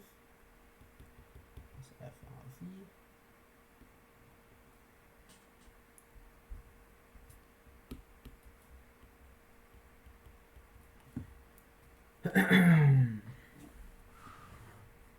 Is equal to that, therefore we'll be going upwards, so to the right and up. This is my theta, this is my force of reaction, 251.98, and then to the right, we're actually going left. So going to the left and then up. Then there's my triangle. This is theta. This is some of that. So that's 105 here. 251.98. So then F of R is equal to square root 105 squared plus 251.98 squared. And my calculator. This is 273. I believe this was the answer. And then theta is equal to, what is the one? An angle to the horizontal. Yeah, okay. So it's tan negative 1 of 251. Oh, I want to draw 2 and a 5 at the same time. Over 105.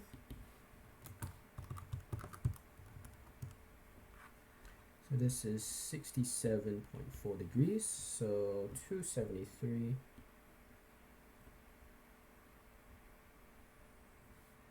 67.4 newtons to the horizontal.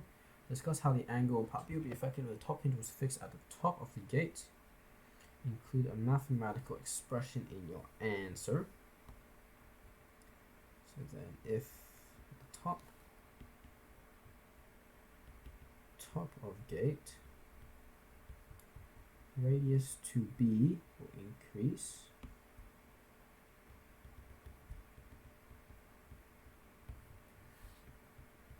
Thus, as anti-clockwise moments must equal clockwise moments with Fr of R equaling 2 125.93.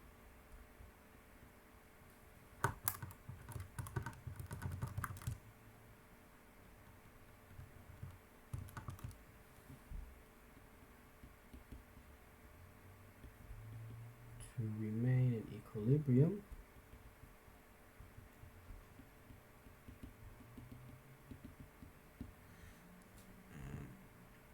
as R increases,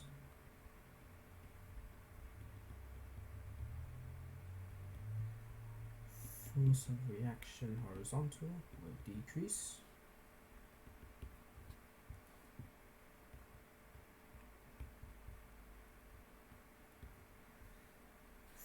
Force vertical will remain the same.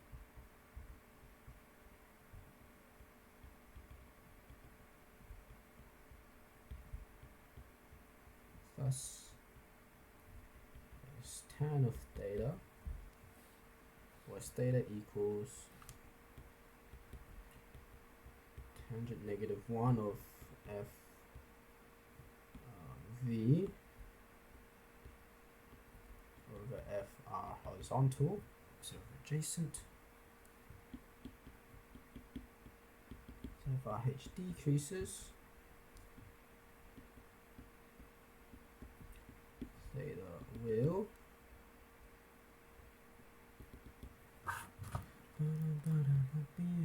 let's just put another number like 251.98, and let's just do like divided by 100. Theta will increase.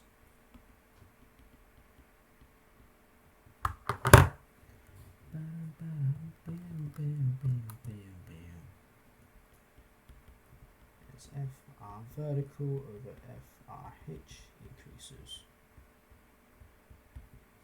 Thus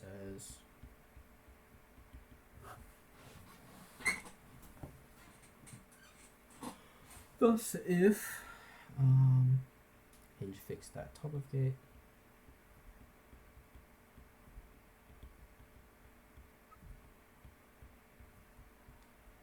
theta will increase. Theta to horizontal will increase.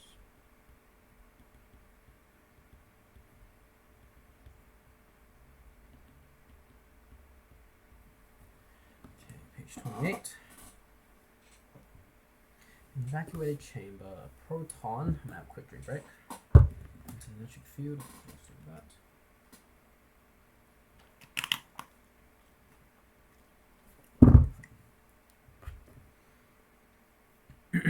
The gates are that far apart, and the potential difference of that. Calculate the downward force exerted on the proton by the electric field.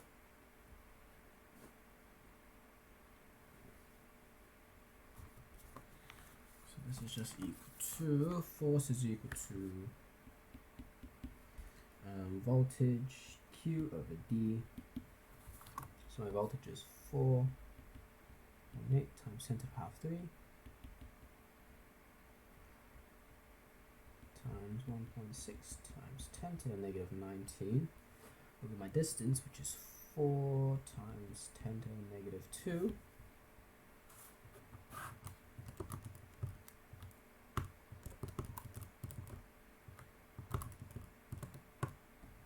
So I get 1.92 times 10 to the -14 newtons.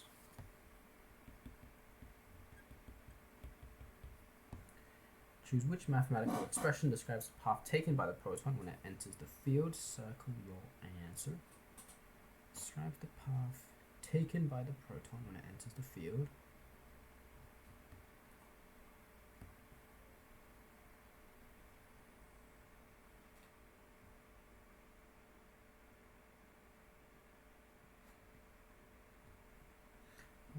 It'll take a linear path. Is it a quadratic path? It's not 1 on x. Square root. Square root looks like that.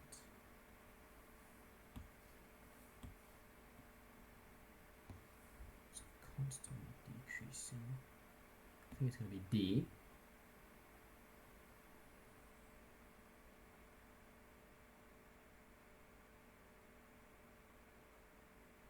Given that the proton does not exit the field before hitting the bottom plate, how far from the right?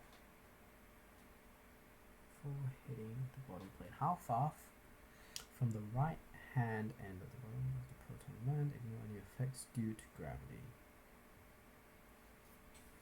Given that the proton does not exit the field before hitting the bottom plate, how far from the right hand end of the bottom plate does the proton land?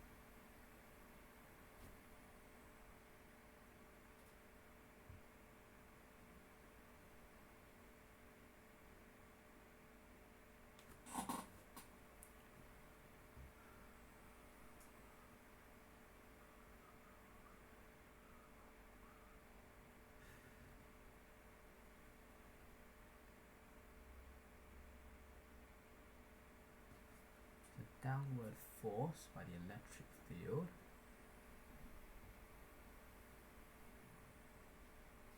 so I need that S is going to equal half of 4 times 10 to the negative 2, so that's just going to equal 2 times 10 to the negative 2, and I know that F net is equal to ma. So then acceleration is going to equal 1.92 times 10 to the negative 14 over 1.67 times 10 to the negative 27.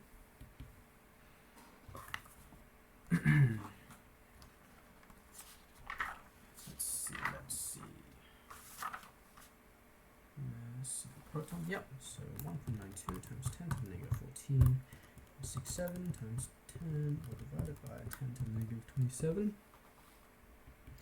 150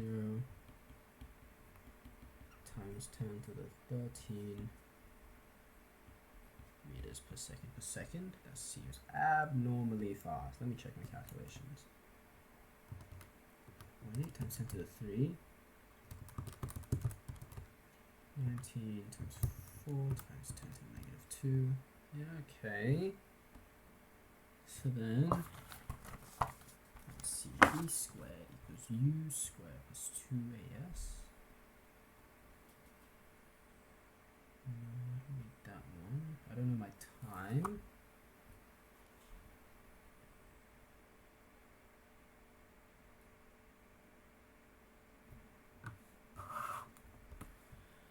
V squared.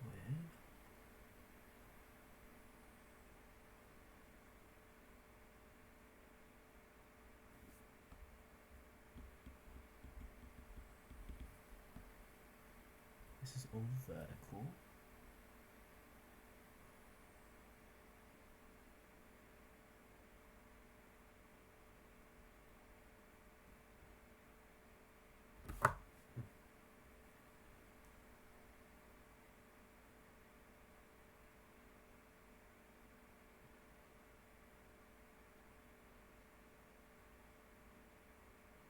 Oh, no, because I'm trying to find my time right now. Okay, so S is equal to 2 times 10.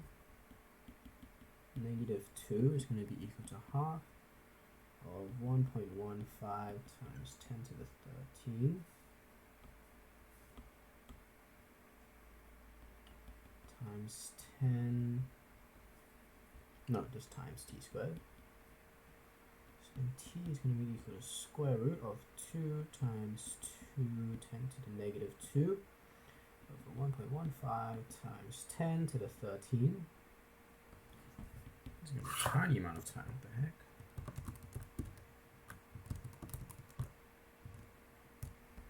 So this is 5.897 times 10, 3, 4, 5, 6, 7, 8 seconds.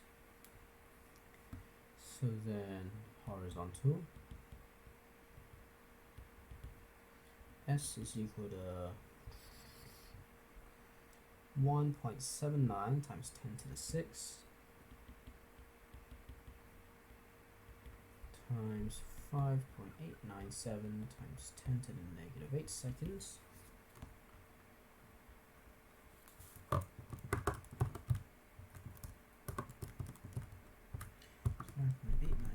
times 10 to the negative 8. So this is going to be 0.106 meters to the left. So 0.106. 29. Calculate the velocity of the proton just before it strikes the bottom plate. Include an angle in your answer. So it's going to go to the left at 1.79 times 10 to the 6, and it's going to be going down.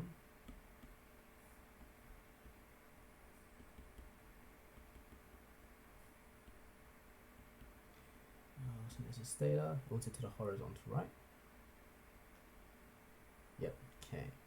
And then my downward velocity, so velocity vertical is going to be 0 plus a of t.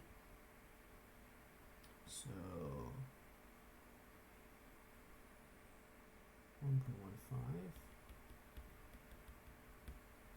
times 10 to the 13 times 5.897 times 10 to the negative 8.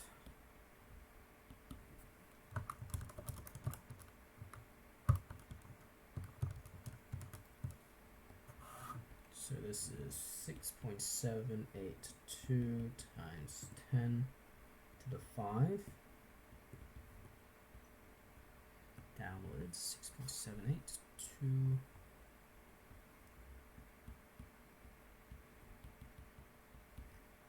So then this is my magnitude of velocity.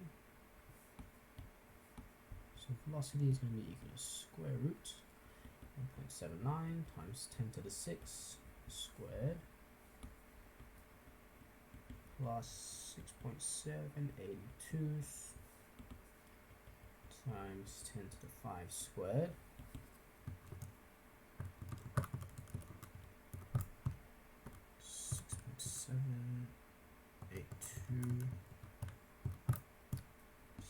So this is 1.91 times 10 times 6 meters per second. Theta is equal to tangent negative 1. 6782 10 to the 5 1.79 10 to the 6.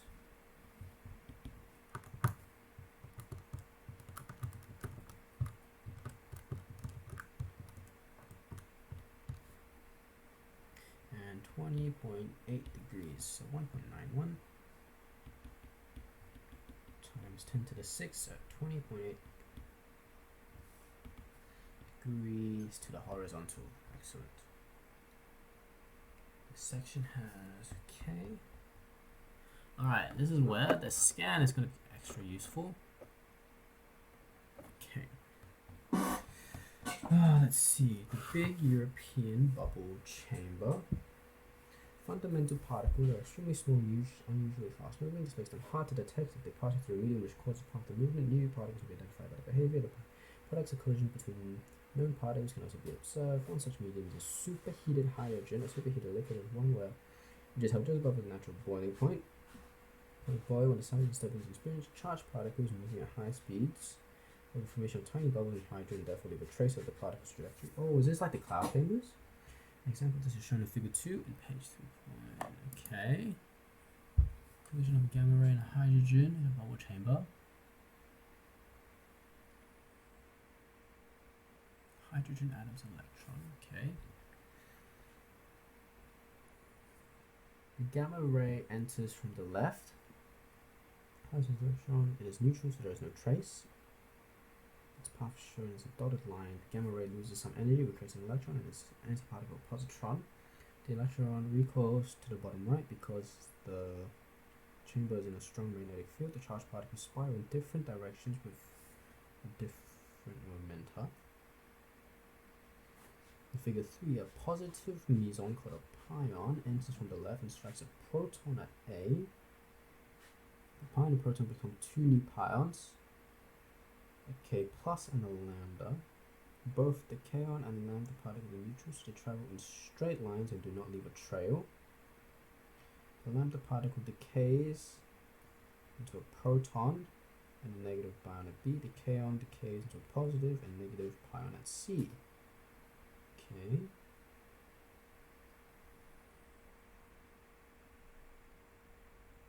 So they need to be charged particles to produce the bubbles. Okay. In summary, a proton and 1 pion have been converted into a proton and 5 pions. There are 3 varieties of pion. The antiparticle of a positive pion is a negative pion and is its own antiparticle. Discuss how the diagram page shows the 2 charged particles produced. Collision have different momenta.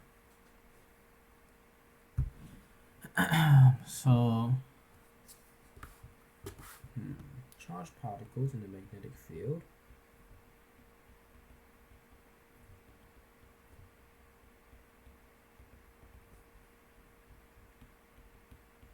experience a force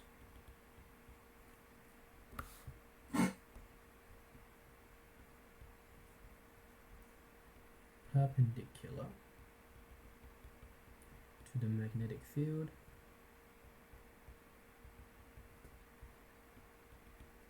and the motion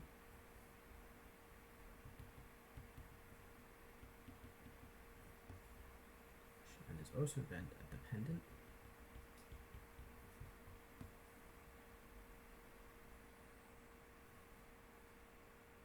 Wait, what does momenta even mean?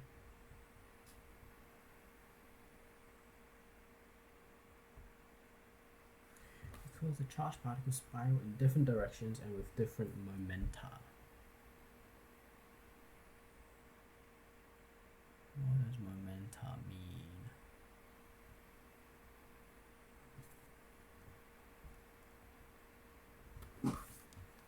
Dependent on the charge.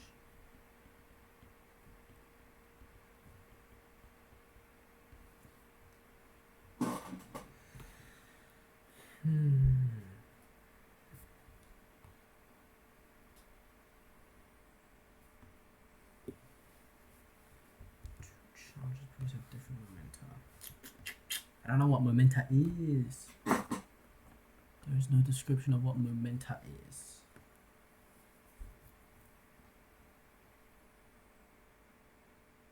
It's a different momentum.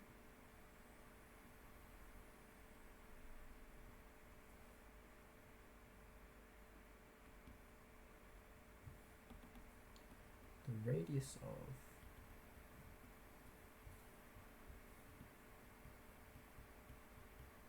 charged particles, circular motion in a magnetic field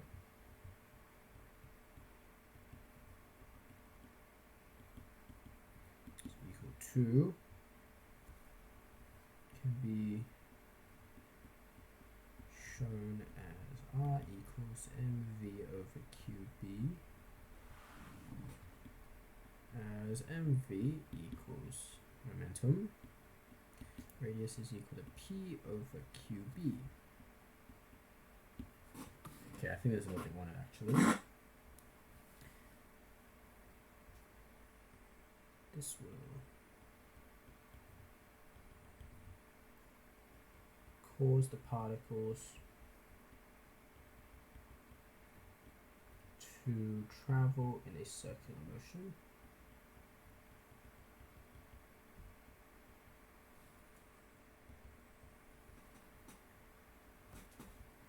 The direction.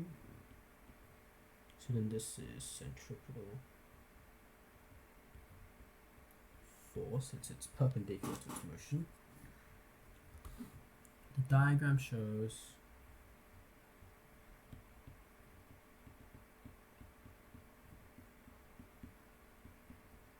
the 2 particles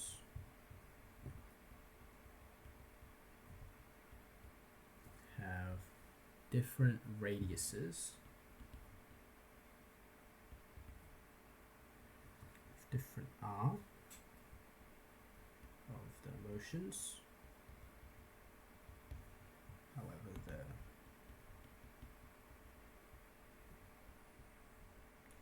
Q and B are the same.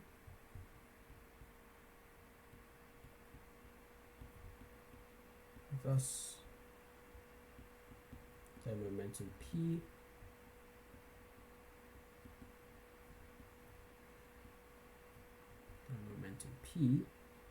must be different.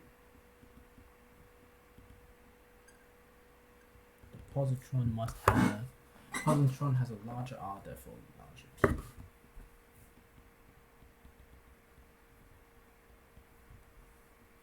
Has larger radius, hence greater momentum. Okay, explain how one proton and one pion can be converted into one proton and 5 pions. So one proton and a pion collide.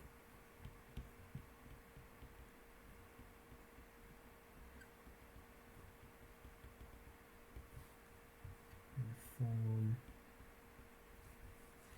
a kaon and lambda particle.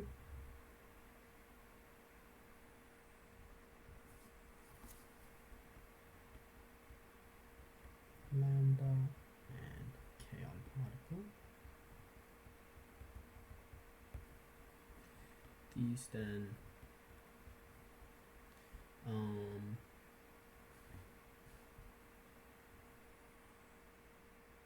decay into, or then respectively decay into a proton and a negative pion.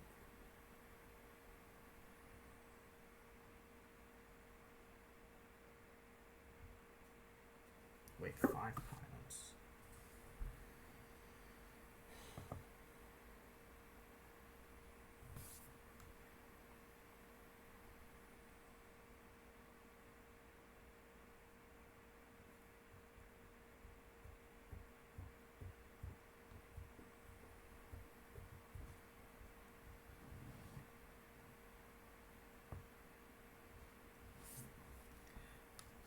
Into proton and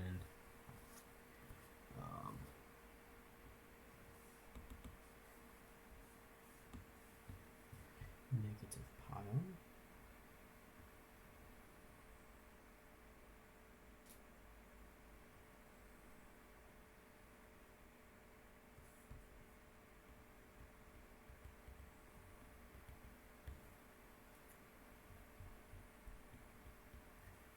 Positive and negative pion.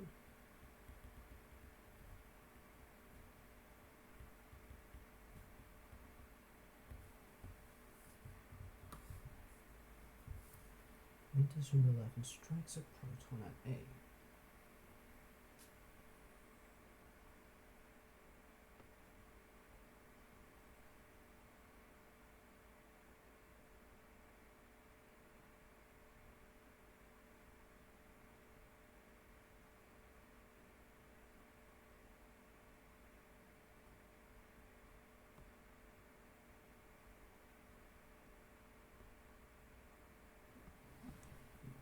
Positive and negative pion.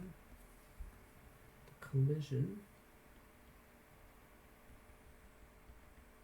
itself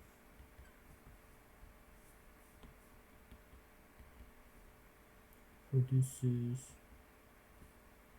2 positive pions, hence in total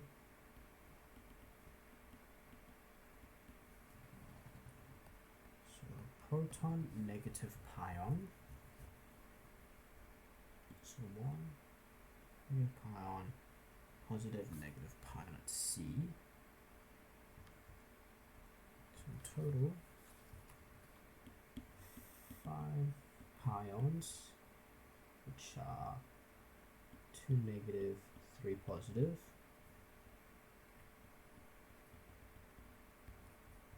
And a proton are produced.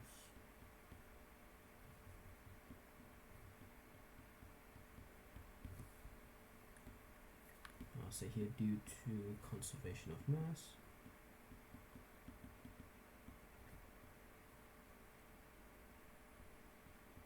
of conservation of energy. E equals mc squared. Why do lambda leave no tracks in the bubble chamber? The bubble chamber only reacts to charged particles. So the bubble chamber only forms bubbles when charged particles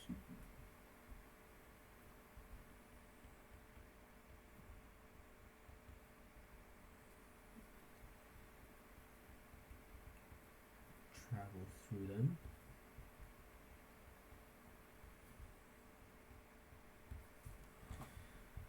Lambda and kaon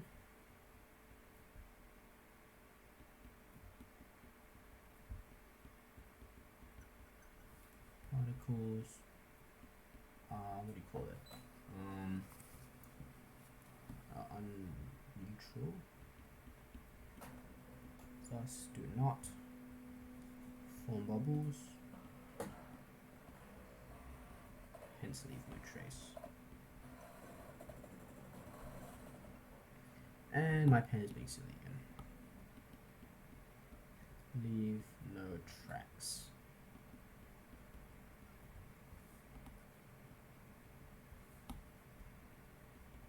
In the chamber.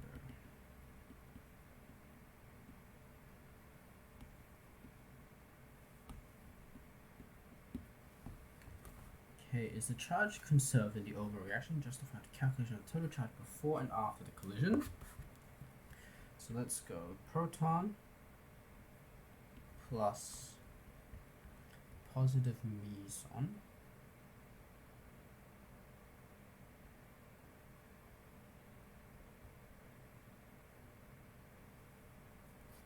so then the plus or pi plus forms a proton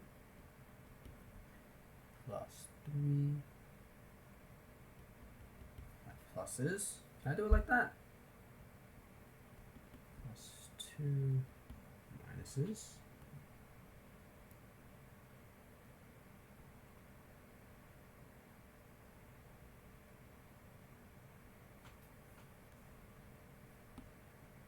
Guess I'll put them all out. Pi plus, plus a pi plus, pi plus, plus a pi minus, plus a pi minus. So then left hand side, 1 plus 1 is equal to 2. Right hand side, 1 plus 1 plus 1 plus 1 minus 1 is equal to 2.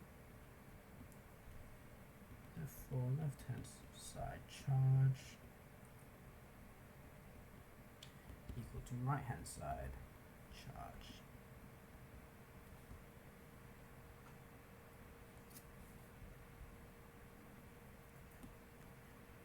I'm just going to do it like this.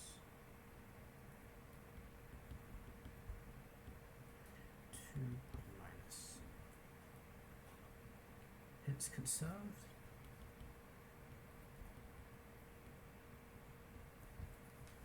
List the possible core composition of the pi minus and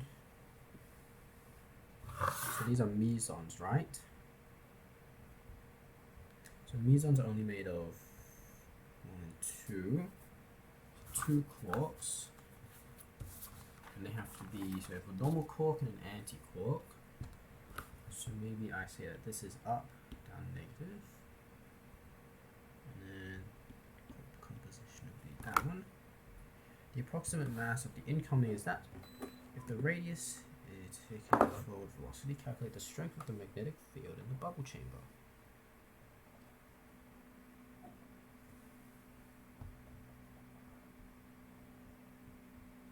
I need to go take a quick toilet break. I'll be back. And we're back. Let's continue. So the radius is 2.3.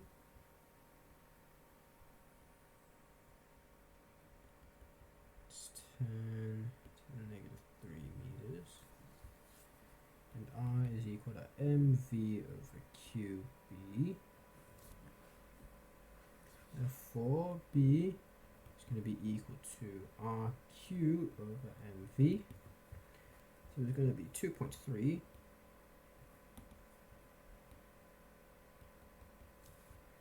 10 to the negative 3 times 1.6 times 10 to the negative 19 all over mass times velocity, so 2.48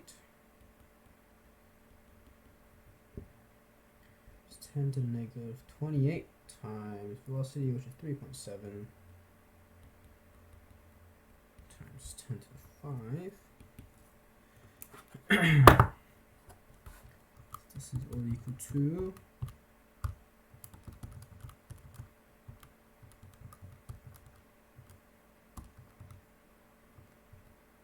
times 3.7 times 10 to the 5, 4.01. Okay, it says estimate. I was like, no wonder. So 4.0 Tesla. Polarization of light. When you buy a pair of polarized sunglasses, the main purpose they serve is to reduce the intensity of light hitting your eyes.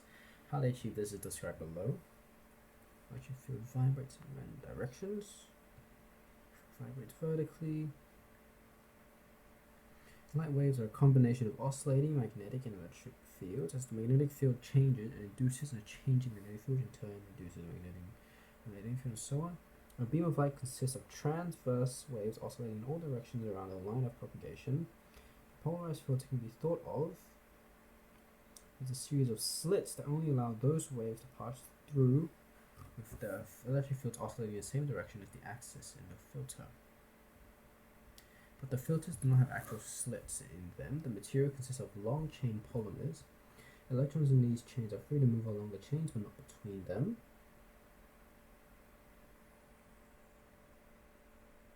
A light wave's electric field does work on these electrons and causes them to absorb the wave's energy. Therefore, the light waves, which are polarized parallel to the chains, get absorbed, and those traveling perpendicular pass through undisturbed. Axis of the filter is perpendicular to the chain.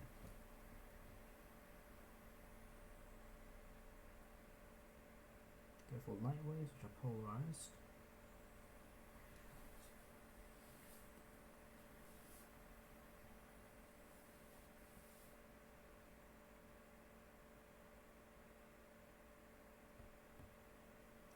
so they are able to move along the chains but not between them. So this is like a chain, that's a chain. So they can move left and right but not up and down. Is that what I'm seeing? And those traveling perpendicular to undisturbed. Okay. Figure 4 illustrates the point. Only the component of the electric field parallel to the axis. Filter is allowed to pass. In the diagram, angle theta represents the angle between the direction of the polarization of incident light and the axis of the polarizing filter. After passing through the filter, the amplitude of the electric field has been reduced by a factor of cosine of theta. Since intensity of a wave is proportional to its amplitude squared, the intensity in transmitted wave is related to the initial intensity of the incident by the following relationship known as Malus' law.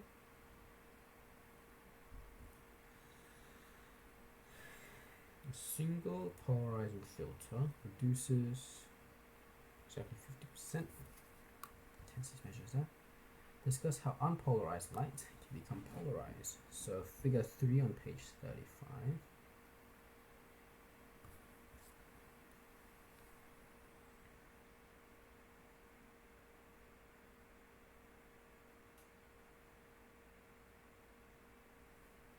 Light is made of, so I'll say light consists of, or unpolarized light consists of perpendicular electric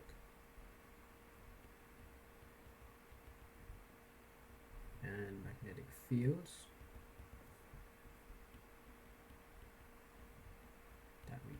each other.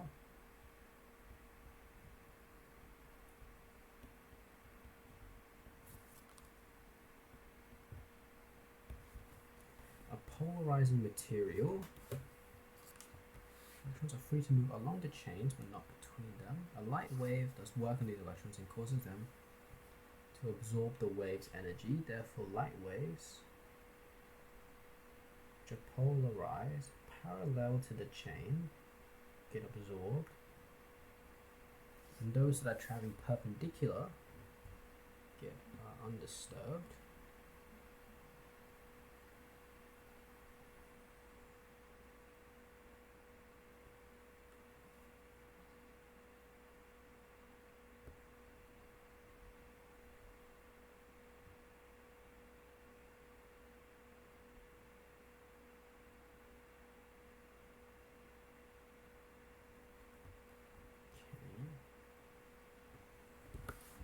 Consists of electric fields that regenerate each other. So then when passing through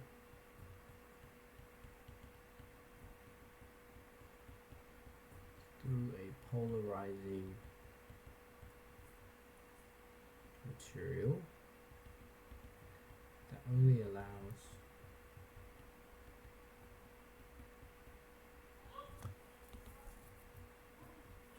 electrons to flow within a chain, along the chain, and between them.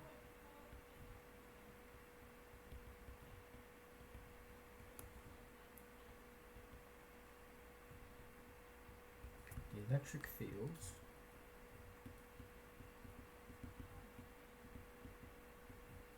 do work on these chains.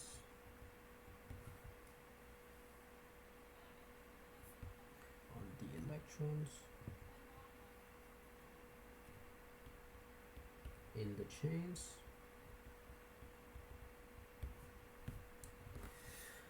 The axis of polarization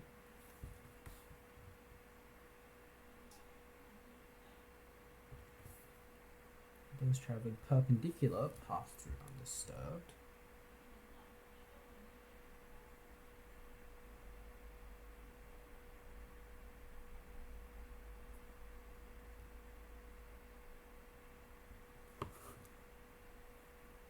The electric field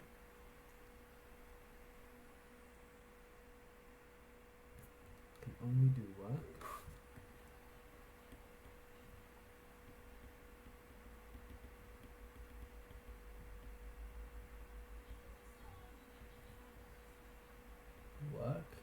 if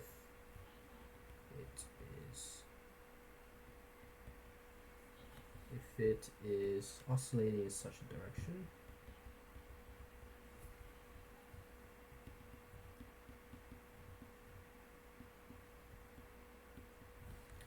such a way to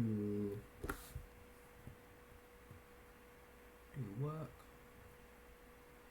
to move the electrons, to transfer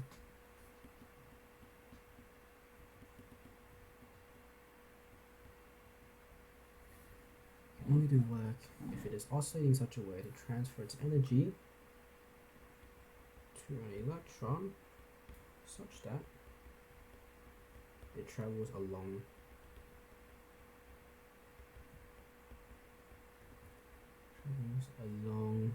the chain.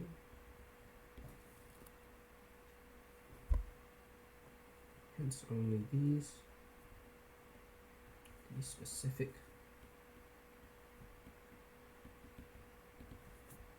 oscillations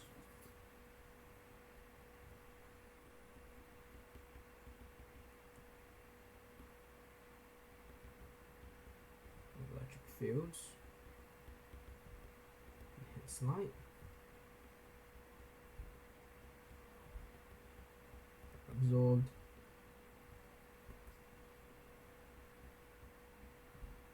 by the polarizing material,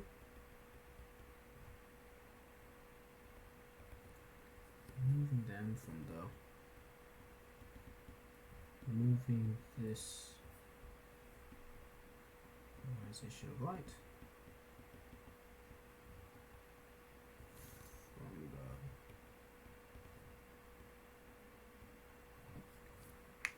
from the rest of the beam.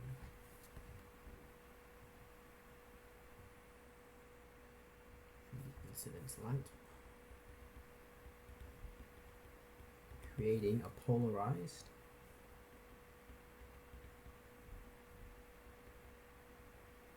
light.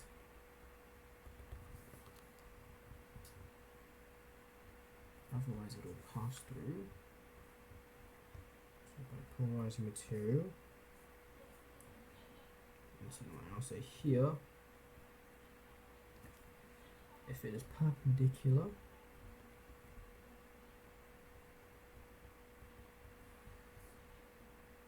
to the axis of, or if it is parallel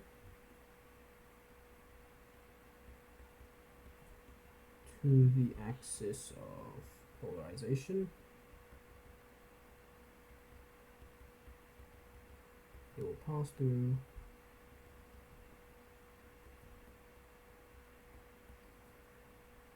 unabsorbed. So parallel to the axis of polarization, which actually means it's perpendicular to the chain. So it's parallel or perpendicular.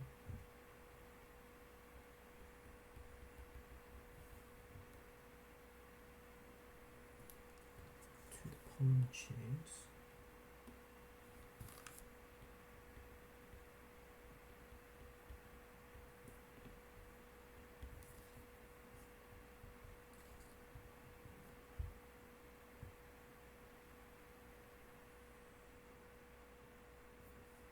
The electric field is going this way, then it will get absorbed. But if it oscillates this way, nothing happens to it. So it's perpendicular to polymer chains. If it is perpendicular to polymer chains, it will pass through unabsorbed.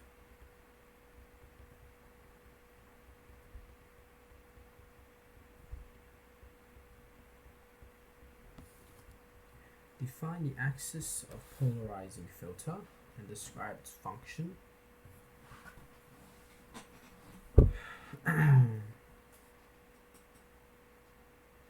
The axis of polarizing filter is the filter.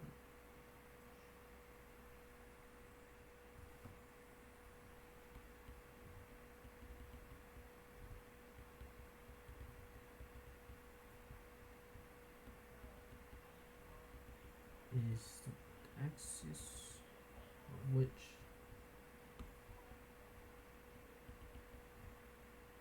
oscillations of light can pass through.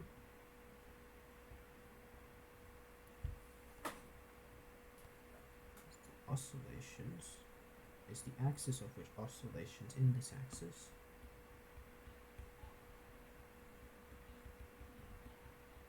can pass through electric fields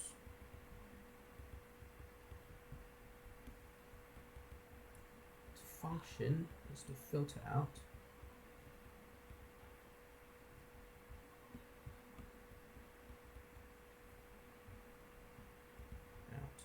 light slash electric fields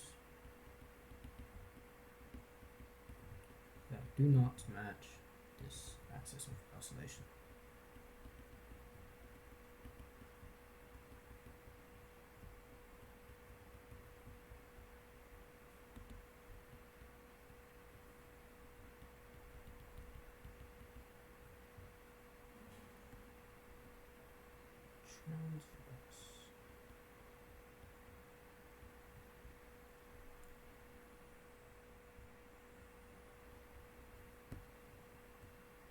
Perpendicular to the direction of motion.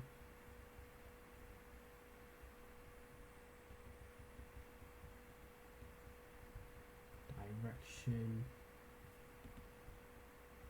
propagation.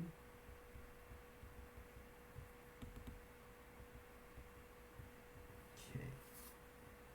According to Marlus's law, at which angle to the directional polarization of light should the axis be orientated to? Allow light to pass without reduction in intensity. So without reduction in intensity, it can be 1, so 0 degrees, and this will be 90. Angle to the direction of polarization is the axis 0 degrees, then it will go through. If it's 90 degrees, it will be 0. These are also like calculate the angle between the direction.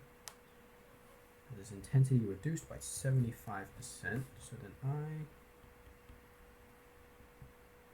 so 0.25 IO equals IO cosine squared of theta.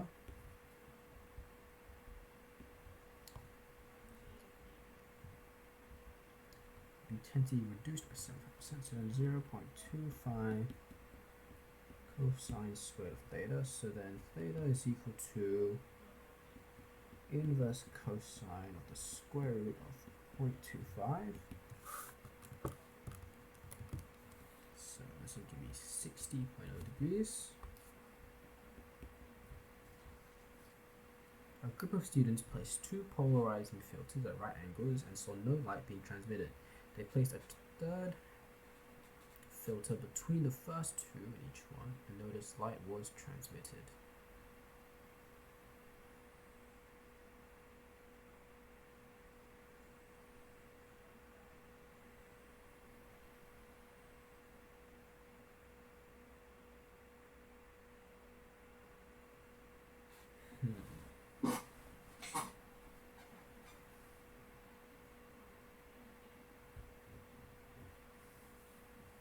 The first two at 45 degrees to each one.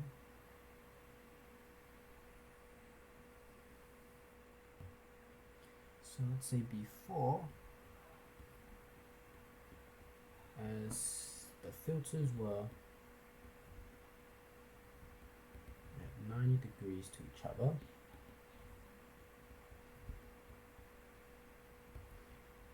collectively they filtered all light out.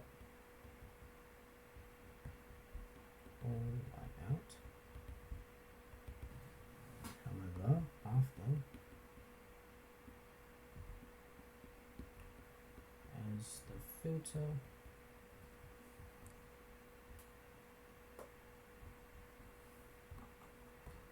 all light out, and any light that passed through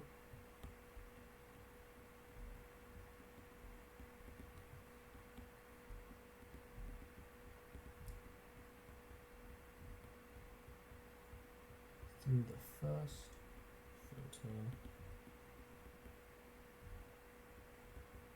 would be perpendicular to the axis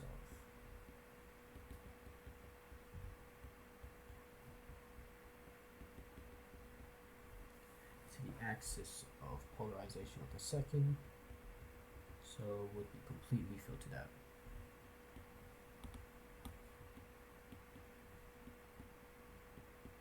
So would be completely filtered out. However, when they're at 45%,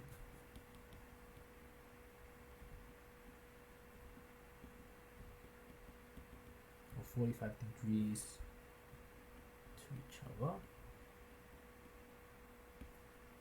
only some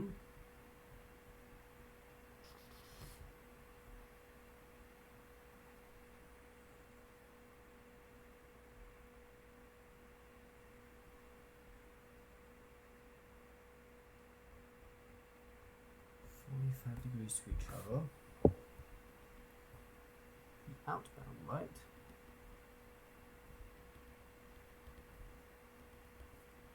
will only be reduced in intensity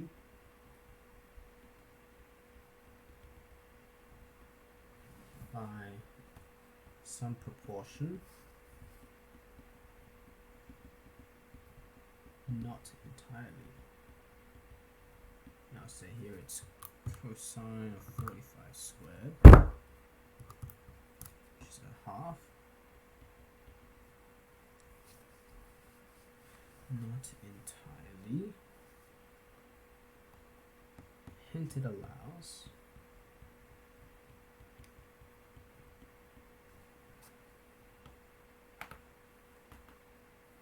for some of the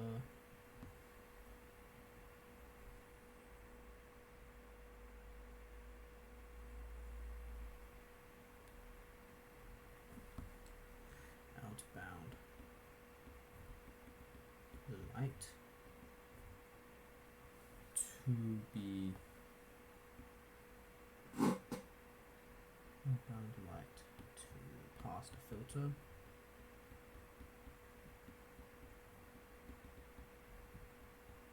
And subsequently pass the second one, the third filter.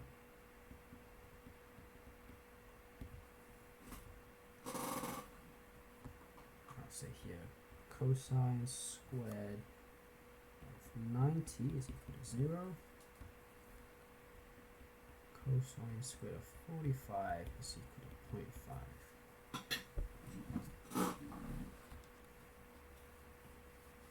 Maybe reduce the intensity by half. So the incident light pass the second filter and subsequently passes the third filter, as it is also 45 degrees to the previous filter.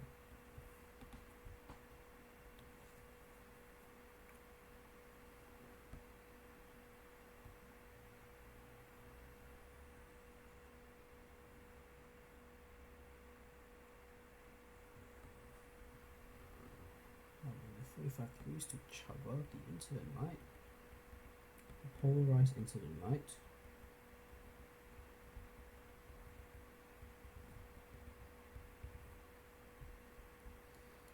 Will be 45 to the axis of polarization.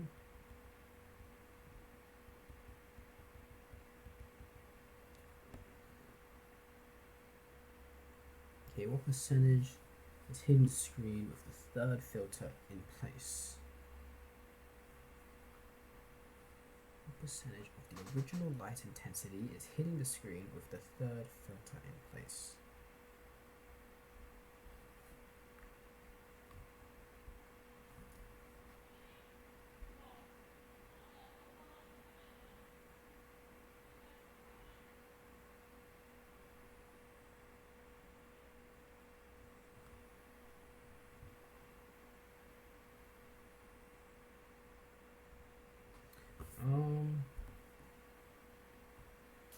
Original light's intensity.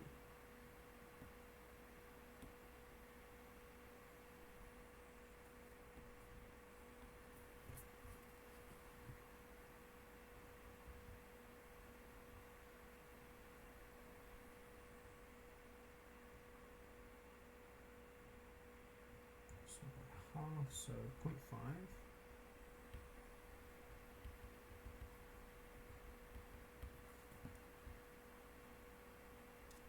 Hitting the screen, 0.5 then times 0.5 times 100 equal to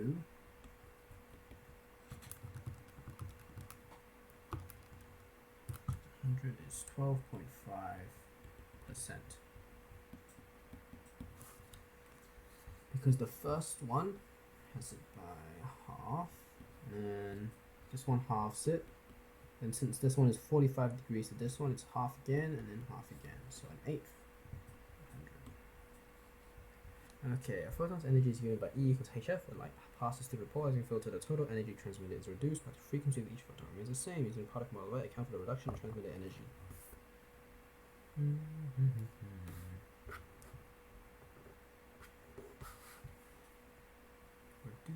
reduction in transmit energy. Photons are individual quantizations, alright?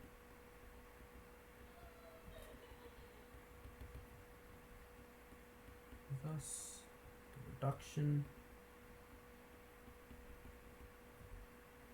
transmitted energy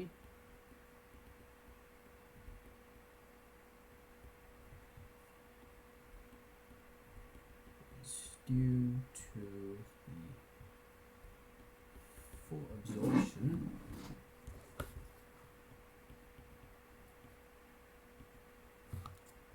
of some photons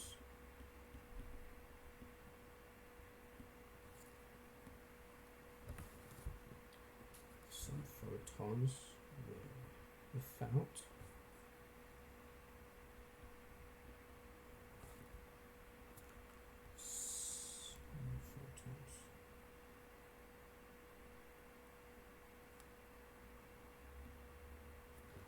reduction of transmit energy is due to the reduction of some photons, hence remaining photons still contain their full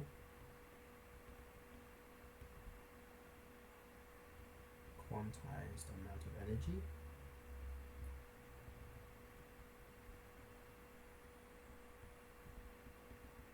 Thus, it's the same frequency.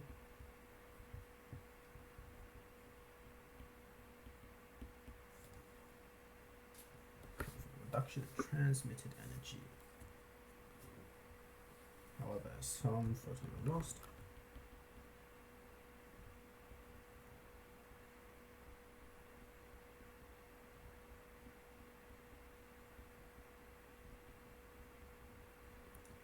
The lost total transmitted energy is reduced.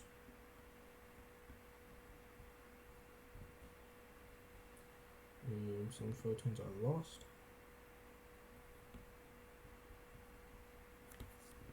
Total transmitted energy is reduced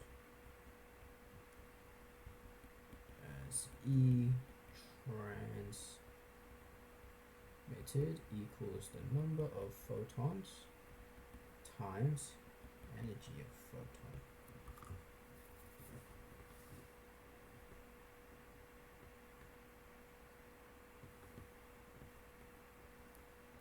The energy is lost, hence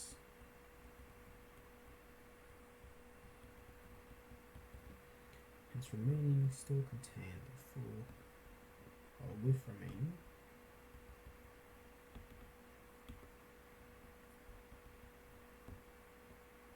Okay, that's that done, but I do want to come back to this question. Where is it? This one.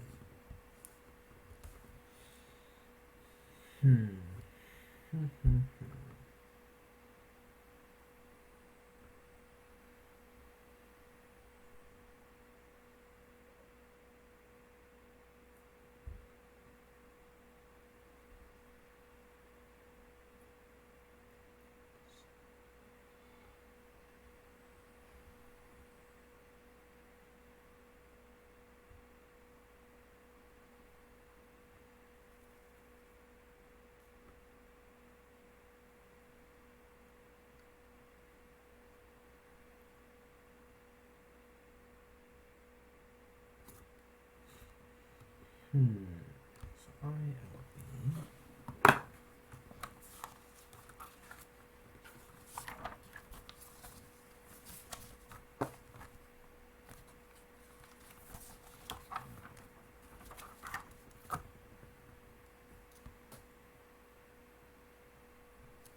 the change in energy of the work done divided by the time, mg delta h. So it's mg velocity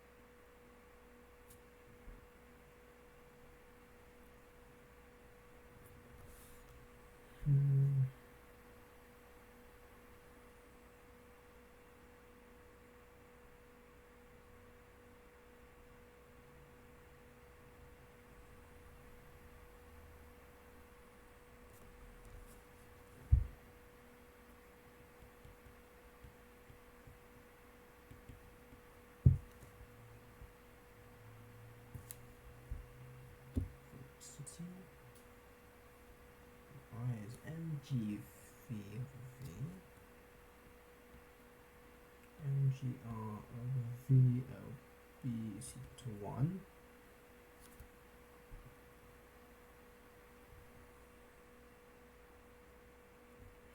Voltage.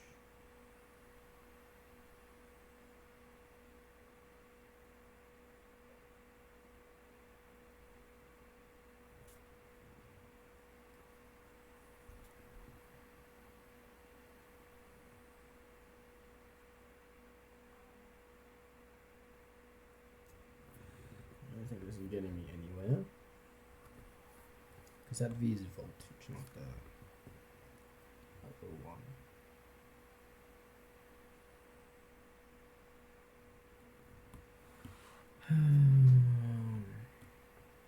Definitely has to be this, something to do with this.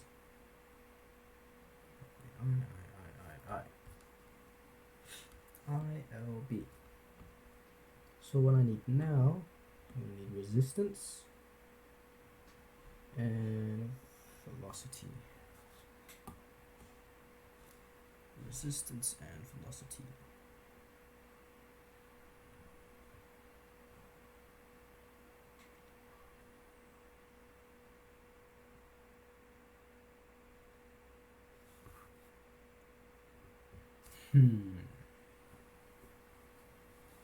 Resistance, it has to be the V equals IR thing. It has to be that.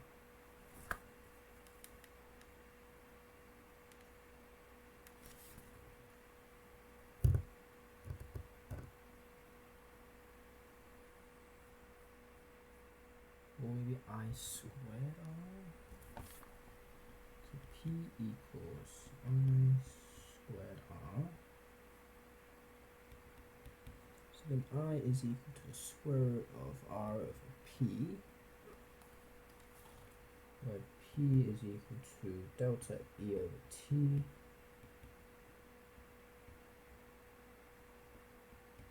Is equal to mg velocity.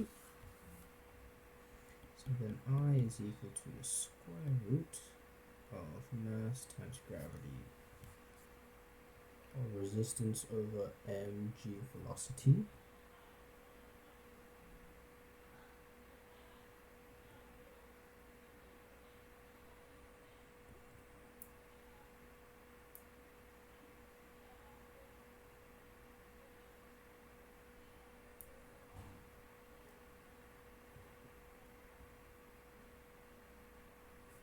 So then mg is equal to square root of r mgv lb. Well, these are the right, let's call it, variables. So maybe mg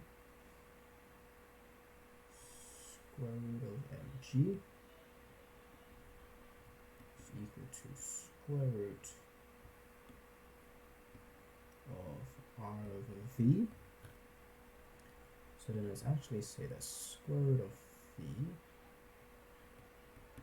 is equal to the square root of r lb mg squared mg. So then v is equal to r times l squared b squared all over mg squared. So then this will be m to the power of 3 g to the power of 3. Is that going to be right? That seems a bit ridiculous.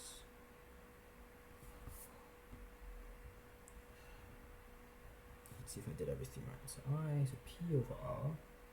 Oh, brother, I already did this wrong. P over r, so then mg over r delta h is equal to vt.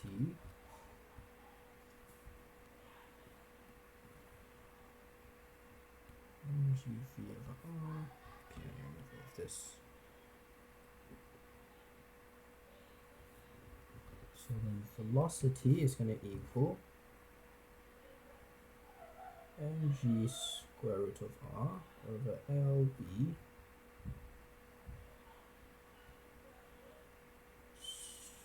square mg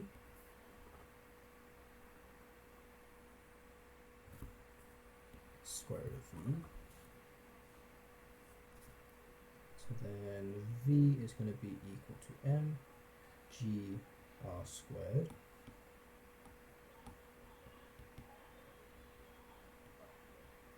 over L squared B squared, because this would make that a square root.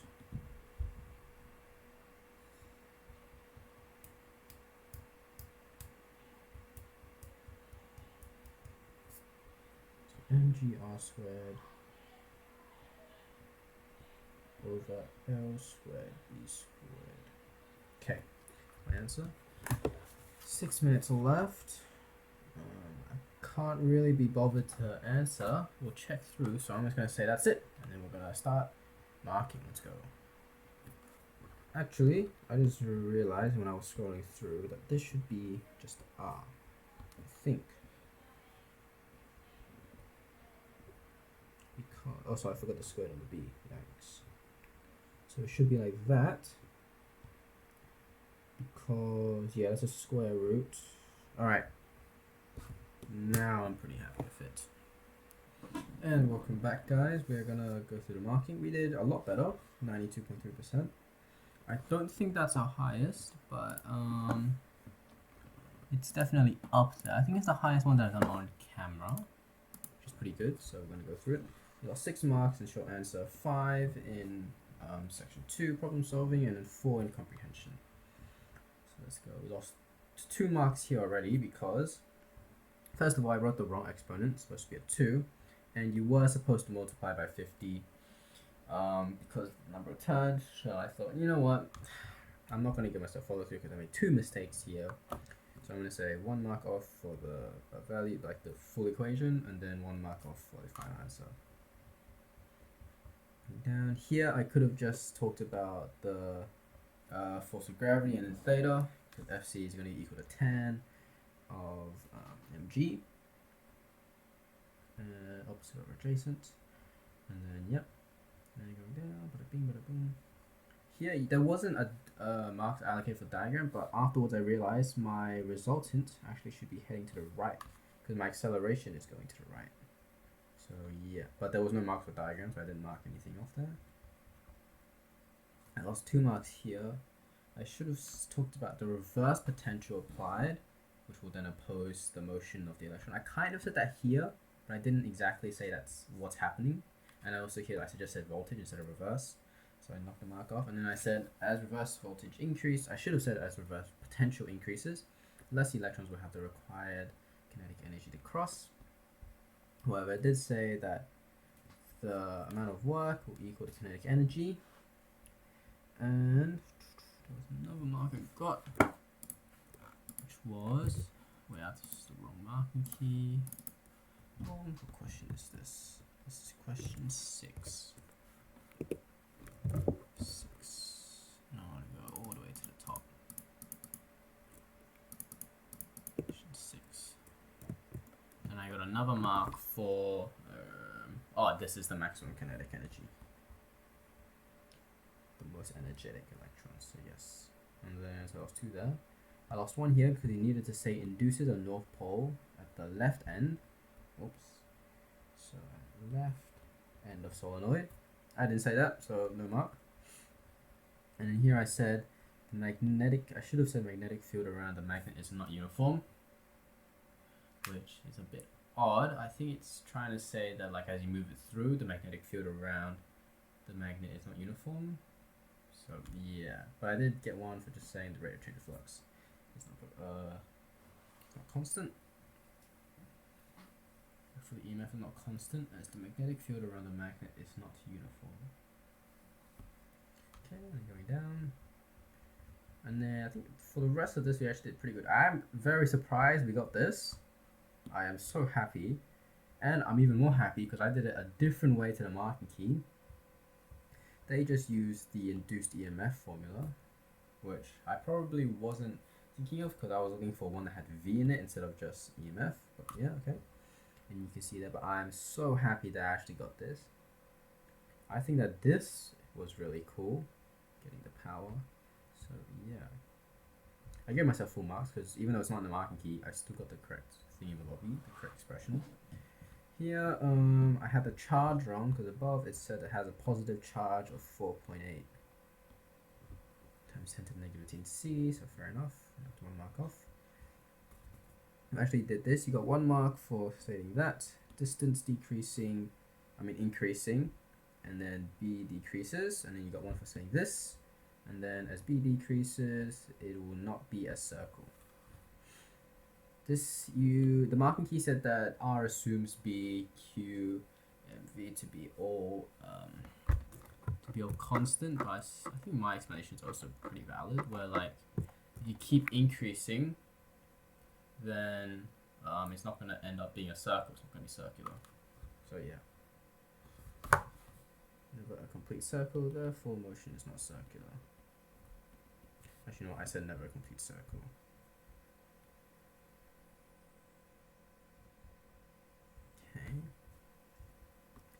Not a complete circle, therefore motion is not circular. Therefore path is not path is never a complete circle, path is not circular. It's the same thing, right? Never a complete circle or circular. Alright, going down. Here it could have, they had a thing that they said neutral point after where they said B is 0, but I was like, okay. It was in brackets, so I didn't knock a mark off. Here, I could have been more specific and said symmetry. It seems like they like that word. And in here, I needed to say no preferred frame of reference. They are both receding from each other. But yeah, so I get a mark for saying how the speed will be the same. And then here, where they're both traveling to behind each other. But yeah, no preferred frame of reference. This was done well. This was good. You could have also left it as v squared. V squared equals gm of r. You could have also used the Kepler's third law instead of saying that the centripetal force is equal to the gravitational force.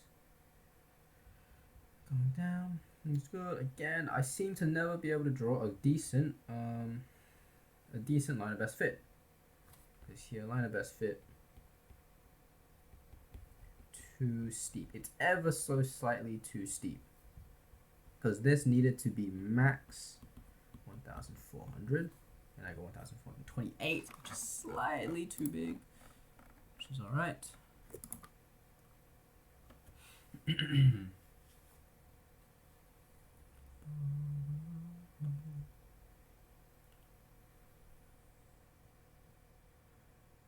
Actually, I just realized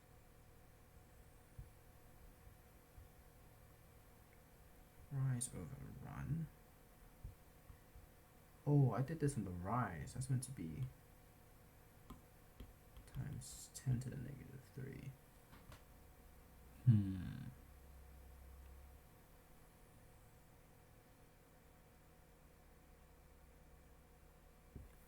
Not data points. Calculate answers within range.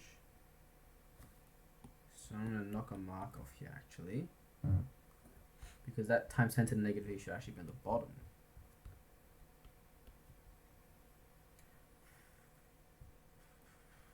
And then I think the rest of it's fine. Calculate to you, answers within a range. Okay. I'll give myself follow through marks.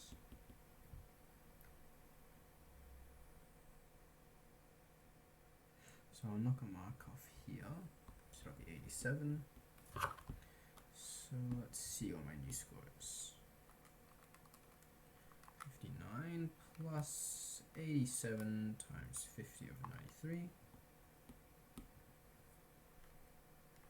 plus 37 times 20 over 41, 91.8%.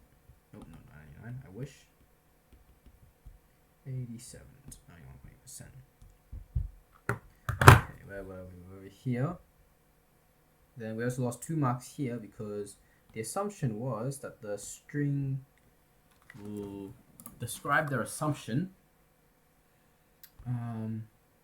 their assumption was that the wire stretches when increased weight is added. Which, did they say that? Like, I'm not exactly sure. The vibrating portion was 0.5.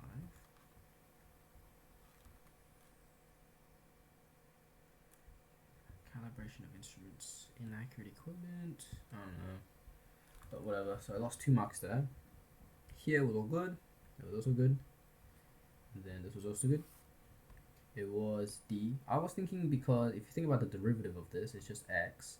So it's constantly being decelerated, or constantly heading, the path is constantly being altered by the acceleration, which is what I was thinking. Makes sense? And then here, 0.106, and that was all good as well. And then I lost 2 marks here because I needed to talk about, I got 1 mark for stating E equals mc squared and then nothing else. But energy and mass are interchangeable, you had to say that. That was a separate mark to E equals mc squared for some reason. And then you had to say energy from incoming pion converted to mass of extra pions. So maybe I could have said, probably said kinetic energy, I just forgot to write it. Oh no, just said energy, okay.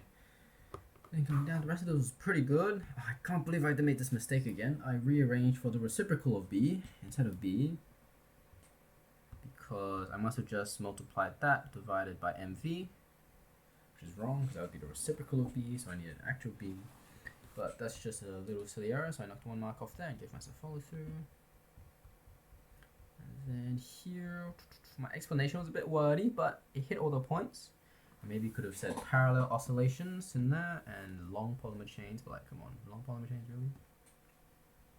And the definition of the axis of the polarizing filter was that it's perpendicular to the long polymer chains in filter. But I got this function correct to filter out that don't match the oscillation.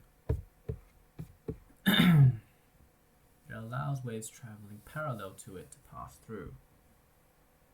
So yeah, 0, 90, 60 degrees, pretty much all of that. I just need to say hit screen, 12.5%. And for this bottom one, I probably could have said intensity reduced by reducing number of photons rather than the energy of each photon. But I believe that's close enough to here, so I gave myself the mark. The wording could have been better. There was also one bit where you had to describe Lenz's law. I think this one. I think I nearly said this word for word. It's quite funny. But yeah, okay, so 91.8%. Again, it's alright. I definitely want to get better.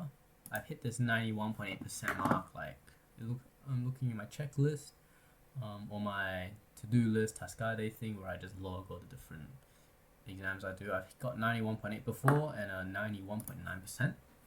So it looks like I'm probably going to get a very low 90 or high 80% in the exam, which I'm kind of dreading. I could really want to, hopefully, I don't know, pull something out of my butt for WACE, but it is what it is. So yeah, that'll be it. I got WACE exam tomorrow morning. I'll see you guys later.